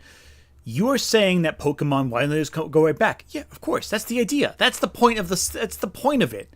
You're asking the questions the game would ask. Pokemon are loyal to the trainers. They want to be there. You don't get that your observations are so basic because the game addresses them in the dialogue that you yourself have been ignoring the entire time. You're pointing this out as some plot hole when it's not a plot hole. It's stated directly in the game. Okay, I'm going to switch this frame because everyone's like... That's impossible. This thing is a walking nightmare of psychic powers and teeth, and it's very evidently intelligent. It's not... And it loses almost every fight you challenge it in, like fighting N 7 times. Adrian Parchman, thank you for the super chat. 3 hours in and only up to Gen 5. Well, this is the second video. The other one was over 3 hours too. So we're technically 6 hours into this video. That's 6 hours long and only up to Gen 5. There's a lot of nonsense here. Unfortunately, it's a lot. Gonna submit to anything, no matter what the internet might tell you. How do you know whether the Pokemon or the human has control? Simple. Which one can cast Hyper Beam?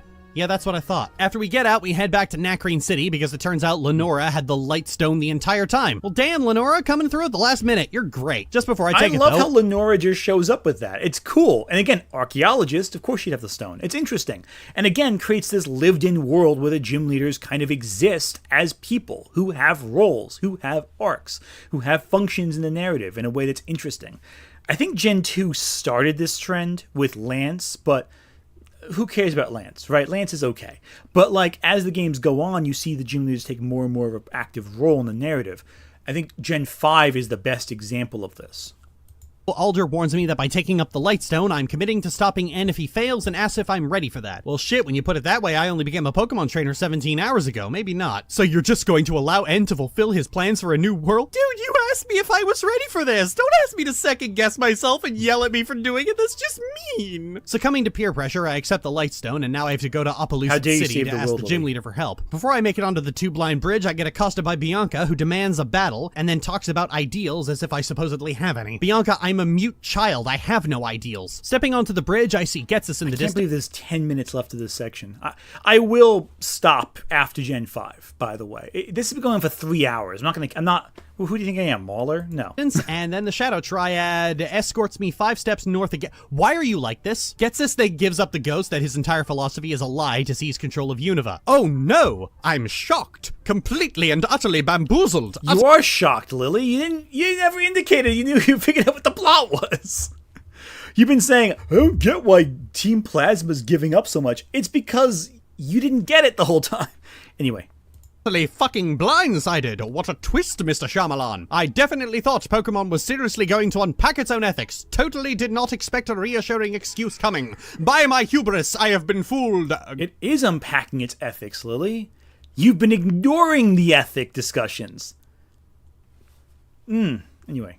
Good sir. Making it to Opelousas City, I found Team Plasma making a lame speech. Maybe we should release our Pokemon. Are you fucking kidding me? These fucking simps, I swear. Iris drags me to a building to tell me a story about the legendary dragons and how they represent truth and oh my god. If one more person talks about ideals, I'm going to fucking scream. After getting Lily, the 8th that's badge, them don't give me that impacting their look. The gym is philosophies. crap and the battle was boring. I swept with Psychic, don't fucking complain. And Professor Juniper mentions that Reshiram will appear before someone truly worthy. Cool, but I still don't need Reshiram. Then she drags me by the neck toward Victory Road. Lady, I can walk! Playing this game, I sometimes feel like a small child trying to pull her hand out of her mother's grip. Let go, Masuda. Let people play the game themselves. Once I make it to the Pokemon League, the Elite Four fell like fucking dominoes. The closest thing to a hassle I had was having to switch out to B-Sharp on Chantal. Marshall. The Elite Four in Gen 5 I think is a little easy. I'll give Lily that. I didn't have much trouble with them either. Well, his Pokemon are Also, I had a better team than she did, so I digress. all pure fighting type and fell to Psychic. Caitlyn, her Pokemon are Psychic type and I have Shadow Ball. And Grimsley, I struck 4 Focus Blasts in a fucking row. It was a slaughter. Getting out to the champion, it turns out that he's been defeated by N. Boogle Vok, thank you for the super chat. $10 for the obvious Doug Walker bit. Yeah, that's fair. That's a fair one. All right, cool. His show of strength will now issue an order to the entire region to release their Pokemon because that's how politics works. You beat the champion of Pokemon and that makes you president now. But he's all like, we will decide this between you and I. But then says this isn't an appropriate place for dragons to fight, so he raises an entire castle out of the ground, which was conveniently placed right around the Elite Four and nobody noticed being constructed. Cause magic. Because it's just the power of the dragons and the legendaries. It's cool. Lily, you play Kingdom Hearts. Are you really going to question the arrival of a new landscape under the area that you're fighting in? It's cool. Empire. Yeah, it's just cool, Lily. That's the only thing. Yeah, it's just cool. That's the only reason why, Lily. And I'm suspecting that I'm going to be having to cut copyright struck if I don't mute it now. Still doing that. Okay. How returned. So I head Here up we into go. the castle where I encounter the 7 sages. Those in accordance with fate are preserved, and those who rebel against fate perish. When the way is forgotten, duty and justice appear. One can lose the forest for the trees. Are you guys just gonna spew cliches? If you make a mistake and do not correct it, that is a second mistake. Superior men understand what is right. Lily. Inferior men understand what will sell. Please. Please, Masuda. I can't take any more shtick. But this time the sages He do didn't write the game, he directed it. want a battle, but just as they're about to surround me, This is the coolest part of the game. I love this bit. All the gym leaders come and fight with you. It's so cool. How can you not love this? What?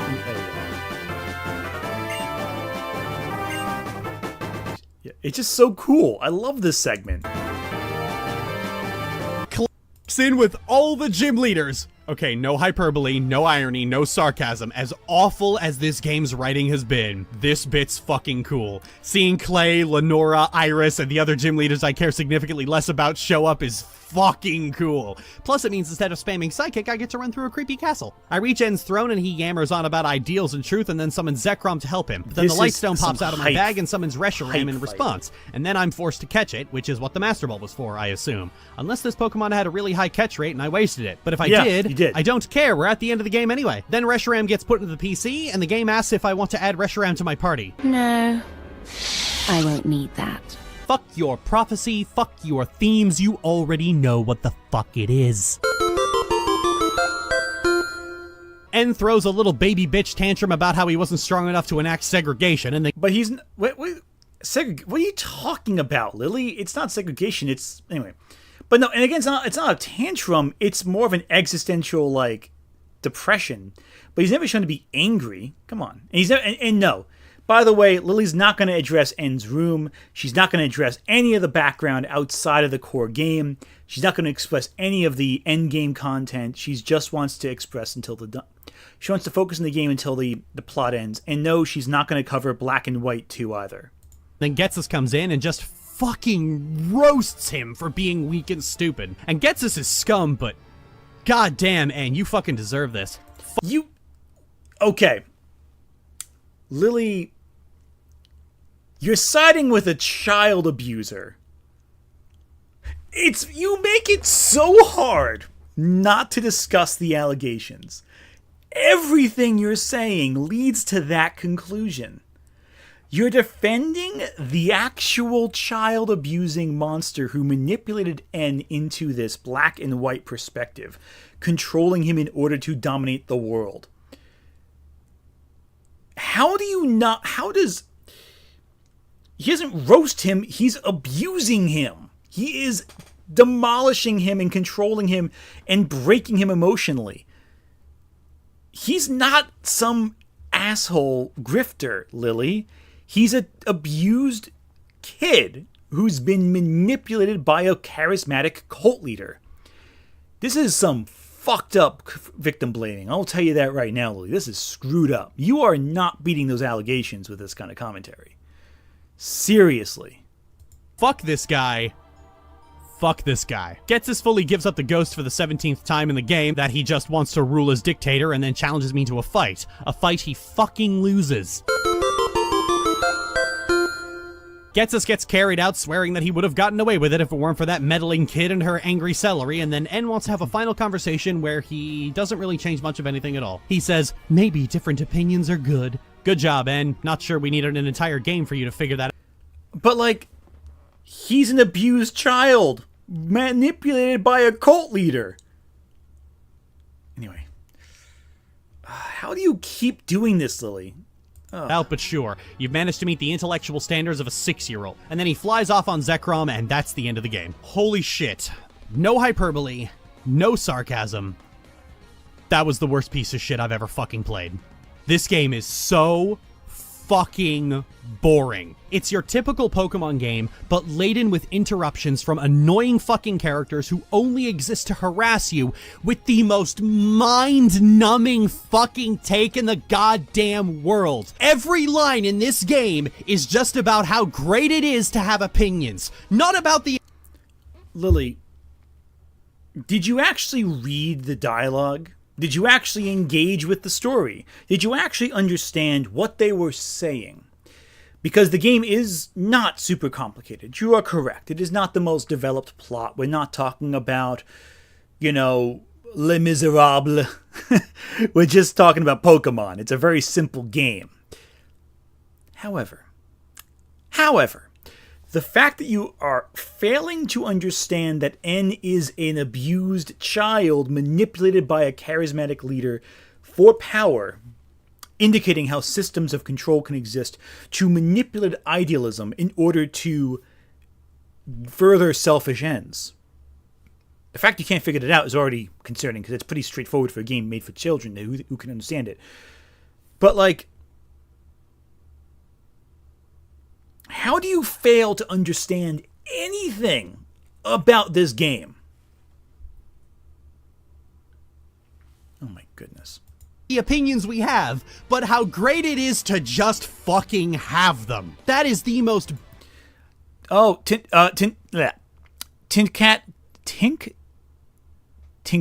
how can I say this? Atlantic. Wow, I cannot speak. That's how bad. That's how you know it's late in the day. I can't say basic words. Atlantic. Thank you so much for the super thanks there. That's great. Wow, I could not say that name. Wow, I am really out of it tonight. If I can't speak basic words. Anyway. Basic bitch fucking theme in the goddamn world. I have been under duress this entire fucking time, especially when these characters talk about what great friends we are. Fuck you, fuck you, fuck you. How dare you? You're cool. How And fuck dare you, I'm you? out. Look, I don't care about the story, sure, but it's not because story in games doesn't interest me. It's because Pokémon story is simultaneously bad in the most boring way possible and obscenely omnipresent and intrusive. Over the years, Game Freak has gotten it into their head that Pokémon has to be a typical JRPG with a typical JRPG story, and so the story has commanded a lot more attention and imposes on the player every chance it gets. And why do you say imposes? It's a story, Lily. The story is told and you follow the story. The game is a narrative. Why do you say JRPG story like it's an insult? People play JRPGs for the story. If you don't like JRPGs, don't play a JRPG, which Pokemon certainly is. It is a Japanese RPG. Just don't play them, Lily, if you don't like those kinds of games. That's fine. God, can you imagine if she played Persona? Like, not just Final Fantasy. Final Fantasy's already complicated enough, but Persona, where they just have, like, all the character interactions at the school and the structure, and she'd lose her mind, because she'd have to follow stories and talk to characters and try to understand and comprehend a theme. Imagine that. God forbid, following a theme. And like every incompetent writer in video games, Game Freak has simultaneously The not meme changed dream. how they... Thank you for the super chat. Does she enjoy anything? It doesn't seem so. Well, she does enjoy a few things. I know she likes Kingdom Hearts, though she doesn't really play Kingdom Hearts all that much. She skips half the games. She liked Spy Hunt. She liked Spy Family. I almost combined Hunter x Hunter with Spy Family. She liked Spy Family just fine, I think. I don't think she loved it, but she didn't dislike it. Apparently her favorite anime is Hamtaro, so there's that. She liked Zuko, if I remember correctly, from Avatar. I'm not gonna lie. I don't know what she likes. She likes coffee shop AUs. This is why it's so hard to understand Lily Orchard, because her perspectives are so contradictory. Like, she'll say the story's bad, but when a story's, more developed, she's like, I can't stand how the story's getting in the way of things. Like, that's the problem. She'll either criticize something for being non-existent, and when it's there, she'll insult it for being there. Like, where is the middle ground, Lily? Where is the thing you want? Where is the Goldilocks level for you? Too much story? Too little story? I can't say Pokemon has a particularly intrusive, large story. It's just a narrative. It just involves you more in the story. It makes you more involved with the gym leaders. I do not understand. And yeah, she likes Zuko, but not Hunter, not N, not Silver, not Arven, but she likes Zuko. We did a video about the Redemption arcs before. You can find out there from the specifics.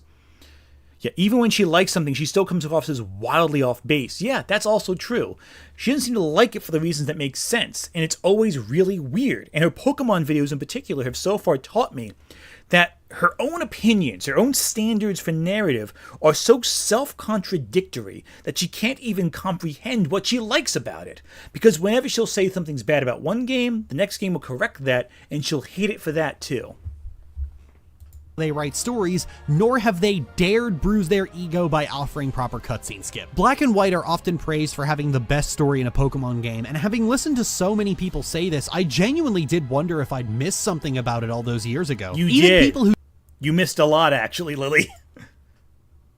say the story is weak qualify it by saying it's still the best story a Pokemon game has ever had, but no, quite the opposite. They actually have the very worst. At the start, the story positions the idea that Pokemon training is unethical, but the player is actively discouraged from thinking about that at every point in the game. The player cannot speak, cannot interact with any of the characters outside of being ranted to, cannot make decisions about how they raise their Pokemon. Keeping a Pokemon at 0 happiness is still the most difficult task in the entire franchise. The usual token character who treats Pokemon like tools is literally in Team Plasma, and furthermore, the game reassures the player very quickly that Team Plasma is completely full of shit. And those that are true believers are often given dialogue about how right they are and how dumb it is to disagree with them, and like, oh my god, don't they just sound like so arrogant? Despite being the plot of the game, the player is never once asked or even empowered to think about Pokemon battling and how you treat your Pokemon. Not once. The game doesn't even give you the chance to be a bad trainer. You can reduce your Pokemon's happiness all the way to 0 and make it hate you, but N's dialogue when he talks to your Pokemon is literally unable to take this into account. It's not Lily, the problem is you want to play Baldur's Gate. The problem is, Lily, this is not an open-ended RPG. It is an RPG with a linear story. That design philosophy has to be taken into account when discussing and criticizing the game. Yes, would a game that allows you to be the bad guy be interesting? Yeah, that'd be a cool idea. That'd be a good mechanic. It would also not be the formula that they want to follow for these games. And that's something you have to consider going in. No one is ever expecting that to be the case. And even then, with games that do give you that choice, very rarely do you see the follow-through with that. Like, again, Skyrim, for example. A lot of the Skyrim games, you can make choices, but you can kill Jarls, and if you just pay the fine to pay it off, you'll be pretty fine to go off on your own. Like, they are choices, yeah, but, like, the consequences aren't there. The problem is it sounds a little like you want to abuse Pokemon. And they're ROM hacks for that. You can do that instead. But you're not going to see... Yeah, more Shin Megami Tensei. You're right. Yeah, there's more Shin Megami Tensei than Baldur's Gate. Anyway. We're almost done with this section. I'm going to stop after this section because it is very late for me and I'm going to get tired and have to work in the morning, but... Not like the game checks your friendship level, it's just hard-coded dialogue. So even if you try to be a bad trainer, the game just ignores it. And that's because, for Lily, obvious are you trying to be a bad trainer? reasons, Game Freak doesn't want you thinking about the ethics of Pokemon battling. They write like J.K. Rowling, literally screaming in someone's ear, "Hermione, open your ears, they like being enslaved." Even N, the character the fandom... Okay, that's not the case, though, because Pokemon aren't enslaved. That's the key difference. Not house elves.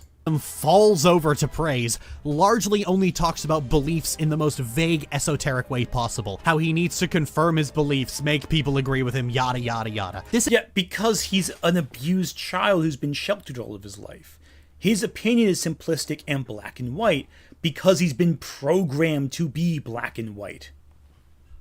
My God, Lily. This isn't a game about ideas. It's about the idea of having ideas, which is weak. There's a point in the game... No, it's not about the idea of having ideas, Lily. It's about the idea. It's about nuance. It's about the concept of coming to understand the balance between a strong idea, the black and white thinking, and thinking in terms of gray. The absolutist terms. N has a point. The problem is the point is untempered by nuance.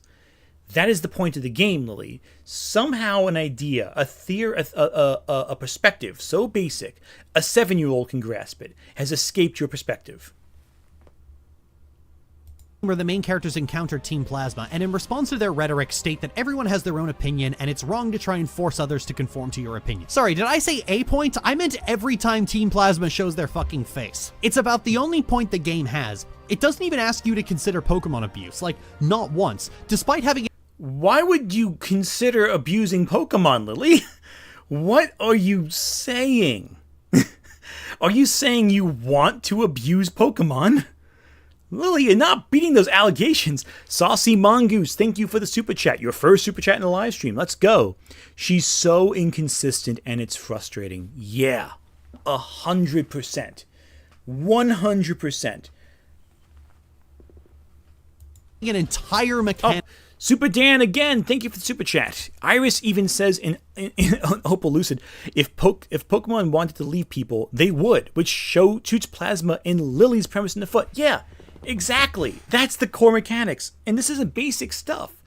This is basic stuff the characters point out in contrast with the philosophy.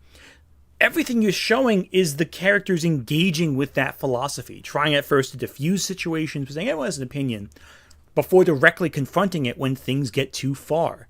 And again, like in real life, you can diffuse a situation by saying, hey, everyone's entitled to their own perspective, or you can directly challenge it. And different people in the game have different methods. That's nuance. That's complex. That's complicated. That's interesting. For it. It's never once put on the table. It answers that moral question for you very quickly, and the answer is, you're already doing the right thing. Don't reconsider consuming our product. Please keep consuming product. It honestly felt weird playing through this. Like, am I in the fucking Twilight Zone? What am I missing? But then I had to pull back and remember this isn't a majority opinion. I'm not saying anything controversial. A lot of Pokemon fans bounced right the fuck off the Unova games. Gen 5 has a dedicated cult following that's like really aggy and defensive, but the games themselves are just not very good. And it's easy to see why. For all the features and all the bold new directions, the actual main game, the thing you have no choice but to do because everything else is locked behind it, is terrible. It's a constant sequence of being dragged by the neck by every single character in the map, not being left to your own devices for a moment while characters all spout the exact same thing at you every single time, and a villain for whom his main philosophy is message board spam. And then there's the issue of the Pokemon themselves. Generation 5 had no return. Okay, let's take a stop right there. Being handheld is a problem with Pokemon, and a lot of games in general, that I will say. I will agree with Lily on that component specifically. That being dragged along the narrative, that can be rough, dragged along from scene to scene. You're not given the chance to move from point A to point B. I get that. That's rough. However, the problem is that she's not engaging with the story anyway. And frankly, she doesn't want to do anything that the game tells her to do. Okay. Okay, I'll get your name right this time. Tinkatanic, thank you for the super chat. Wait, so she isn't going to go over Black and White too? No, she is not. She's skipping an entire game of this generation. Which should come to no surprise. She did skip half of Pokemon Gold and Crystal as well, and Silver. She skipped the entire Johto section. She never got to Mount Silver in her playthrough. She skipped half of a single game. Why would she ever pick up the sequel, the only mainline sequel to a Pokemon game, to finish the story, to see where the nuance of Black and White goes? One of the reasons why people love Unova so much is because there's two stories in that game, in that region. That's a key reason why it stands out and why it's so good and effective. But yeah, this segment ends in a few minutes. She never plays Black and White 2. And yeah, she skipped Kanto and Johto too, in Crystal too. Yeah, exactly. It's not a retrospective.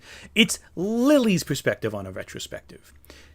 This is why people were giving me crap before about bad media critics and bad faith criticism. I get that. There were holes. I went general on the topic. I get that. This, though, is an example of what I was coming towards. The idea that a bad media critic tries to supplant the original work in your brain. She is acting like this is all there is. She's ignoring tons of side elements of the game. She's ignoring the entire sequel to Black and White. She's ignoring an entire chunk of the game and its story, and the two games, really, in order to convince you she is right because this particular perspective is the only way of seeing the game. Her opinion supplants the perspectives issued to you, the player. And that's really screwed up.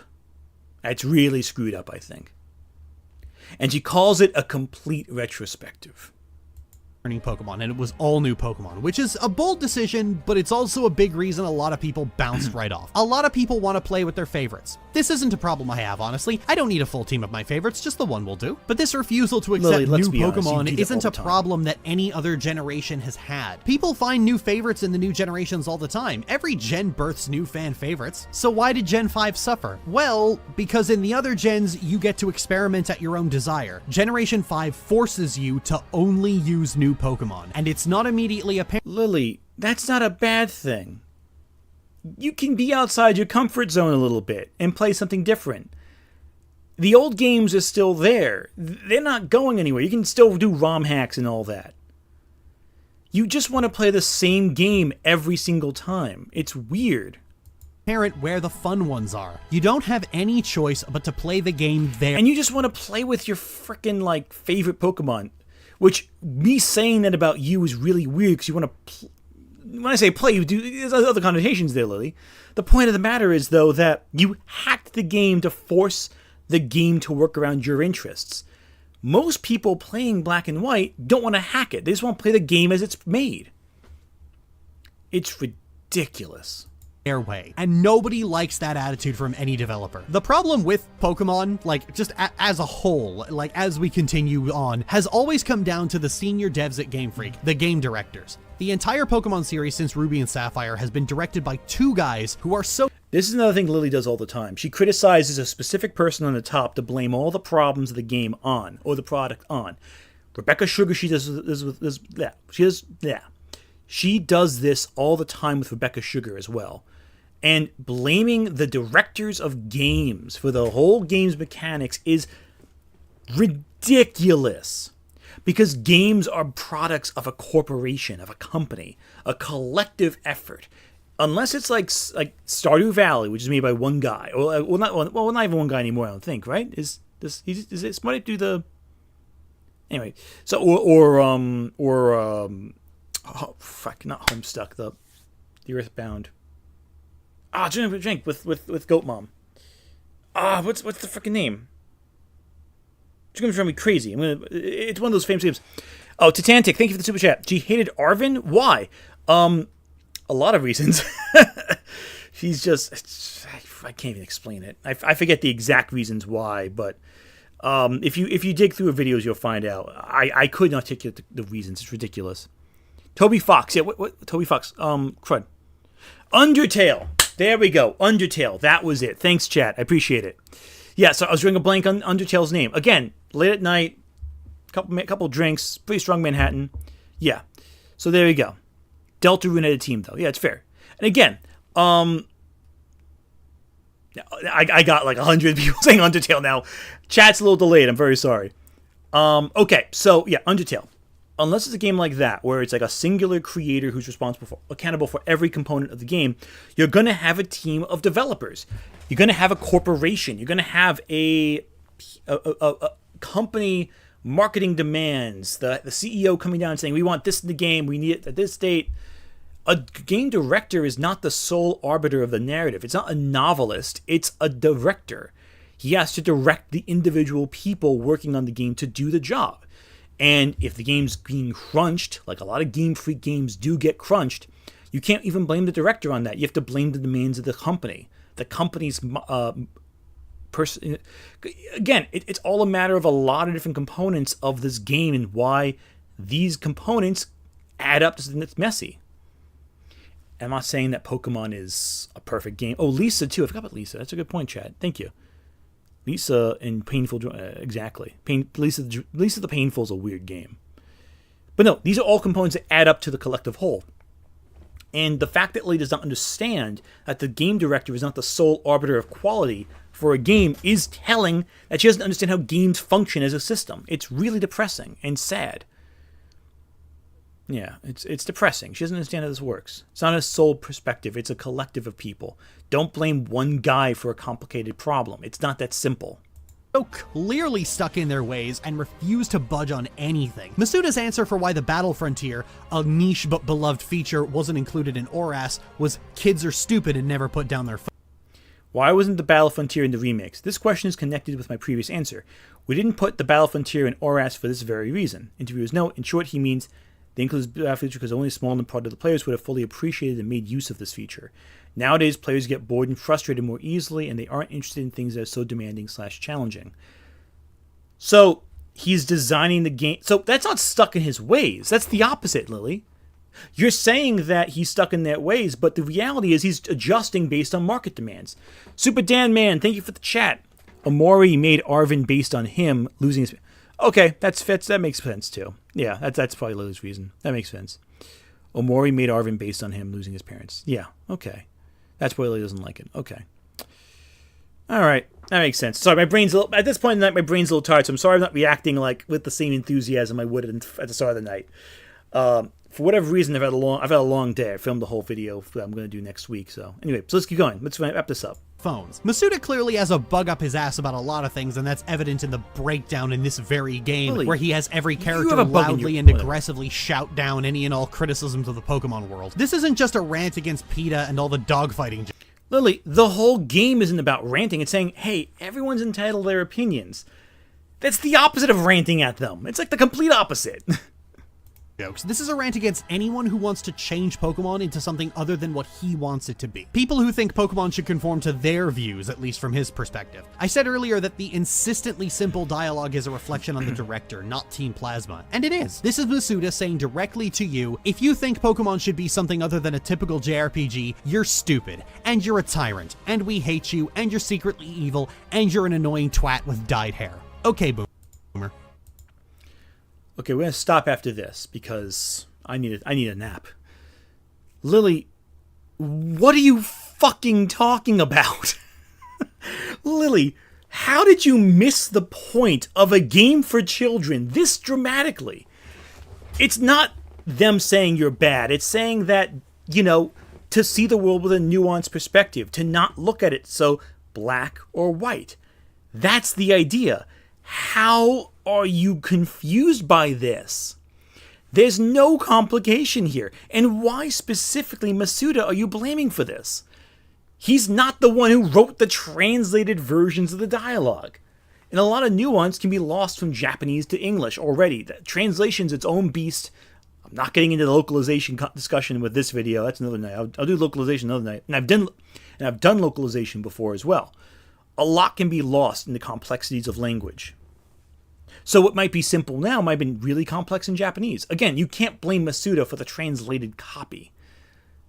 The problem is she doesn't understand anything that's going on here. She's taking it because she herself was challenged and acting like she was being shouted at. It feels like a persecution complex, quite frankly. Like she's feeling upset that also for Generation 6, why are so half the Pokemon here not from Generation 6? Just saying. And again,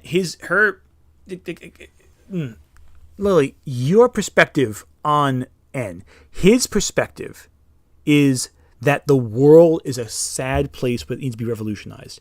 N's perspective is something fascinating and interesting and complicated. But Lily, all you're doing is taking his words, his ideas, and turning it into something messy and repulsive because you can't engage with it. Bogle Vonk, thank you for the super chat. That's 5 stolen 0 punctuation jokes in 2.5 hours of a 6-hour video, plus 1 Doug Walker bit. God help us all. Yeah, I didn't bring enough alcohol for this. Otherwise, listen, if I'm stumbling over my words this much with this little alcohol, imagine what I would have had if I drank every time I heard something dumb. It would have been insane. Problem is this, Lily, and I'm gonna wrap up the stream right here. I'm gonna click out of this so we can definitively end after this. Lily, the problem is simply this. You have no interest in engaging with the narrative whatsoever. This narrative is not complicated. It is not gigantic. It is not difficult. And yet you refuse to engage with it because you want to supplant the idea with what you believe it to be. And that's sad to me because you're never going to enjoy the media you're criticizing. You're always going to be miserable because you don't want to engage with it on its terms. And rather than find elevation, you want to play the game as you want to play it, but you're refusing to play a game designed for your sensibilities. If you want an open world game that you can just make choices and not be controlled or stopped, play Skyrim. Play GTA. Well, you made fun of GTA. I forgot about that. So you wouldn't like that either. There are so many games out there you can play instead that are way more your alley. You're up your alley. But no, you wouldn't, because you call that filler. You don't engage with any of the narrative outside the core like conflict. You don't seek things outside of that. You don't do legendary hunting. You refuse to engage in it. You knocked out Suicune and the Red Gyarados in Gold and Silver and Crystal. I didn't forget about that, Lily. That still pisses me off. You knocked out the Red Gyarados, especially. And Ho-Oh. And Suicune, which is the best of the legendary dogs. And takes a close second, I'll give you that. You refuse to engage with the complete plot, and you're just being like controversial for the sake of controversial. And please, for the love of all that is holy in this world, please stop shoving your webcomic into a Pokemon retrospective. I beg of you. I don't talk about my personal writing in every video I work on. Please stop. Like, we don't want to see you snuggling with God of War when talking about raising a Ralts into a God of War. We don't want to talk about the allegations, Lily, but you make it so fucking hard not to. Like, genuinely, I would love to not discuss this. And yet every time I say, I'm not going to talk about this, you do something that draws them to mind. So yeah, let me know if you want to do a part 3 where we go over Gen 6, 7, and 8, and 9. I will do it if there's enough demand for it, but I know 4 and 5 were the big ones everyone was saying you have to talk about. Friends, thank you so much for taking the time with me. If you started at the beginning of the night and you've come this far, pat yourselves in the back and give yourself a good cup of tea, because my goodness, you have been through the fucking ringer. And if you joined halfway through, if you think you can endure it, VOD will be up when this is finished streaming, so you can struggle through the rest of it. I will do a part 3 if there's enough demand, though I do want to do a couple different streams first. Specifically, I want to talk about Iceman. And I do want to talk about a streamer I like. A video essayist I like. So I will talk about Neuralities at some point, especially for Pride Month. I think her work deserves a reevaluation. Chat wants part 3. We'll get part 3 in a few weeks, but not immediately. I need a break. I can't do that much Lily Orchard that much in a row. I have to space it out. I know Crimson, who was on before, burned himself out over like doing too much Lily Orchard at once. I can't follow his error. I gotta space it out a little bit. So, but that being said, tomorrow we have a video essay at 1 p.m. Eastern Standard Time. And I do not know if anyone will like this essay. It is going to be very controversial. Maybe. I don't know. It's about gay things. And John Waters is involved. And so will N.D. Stevenson be involved. And the next week will be my longest project yet.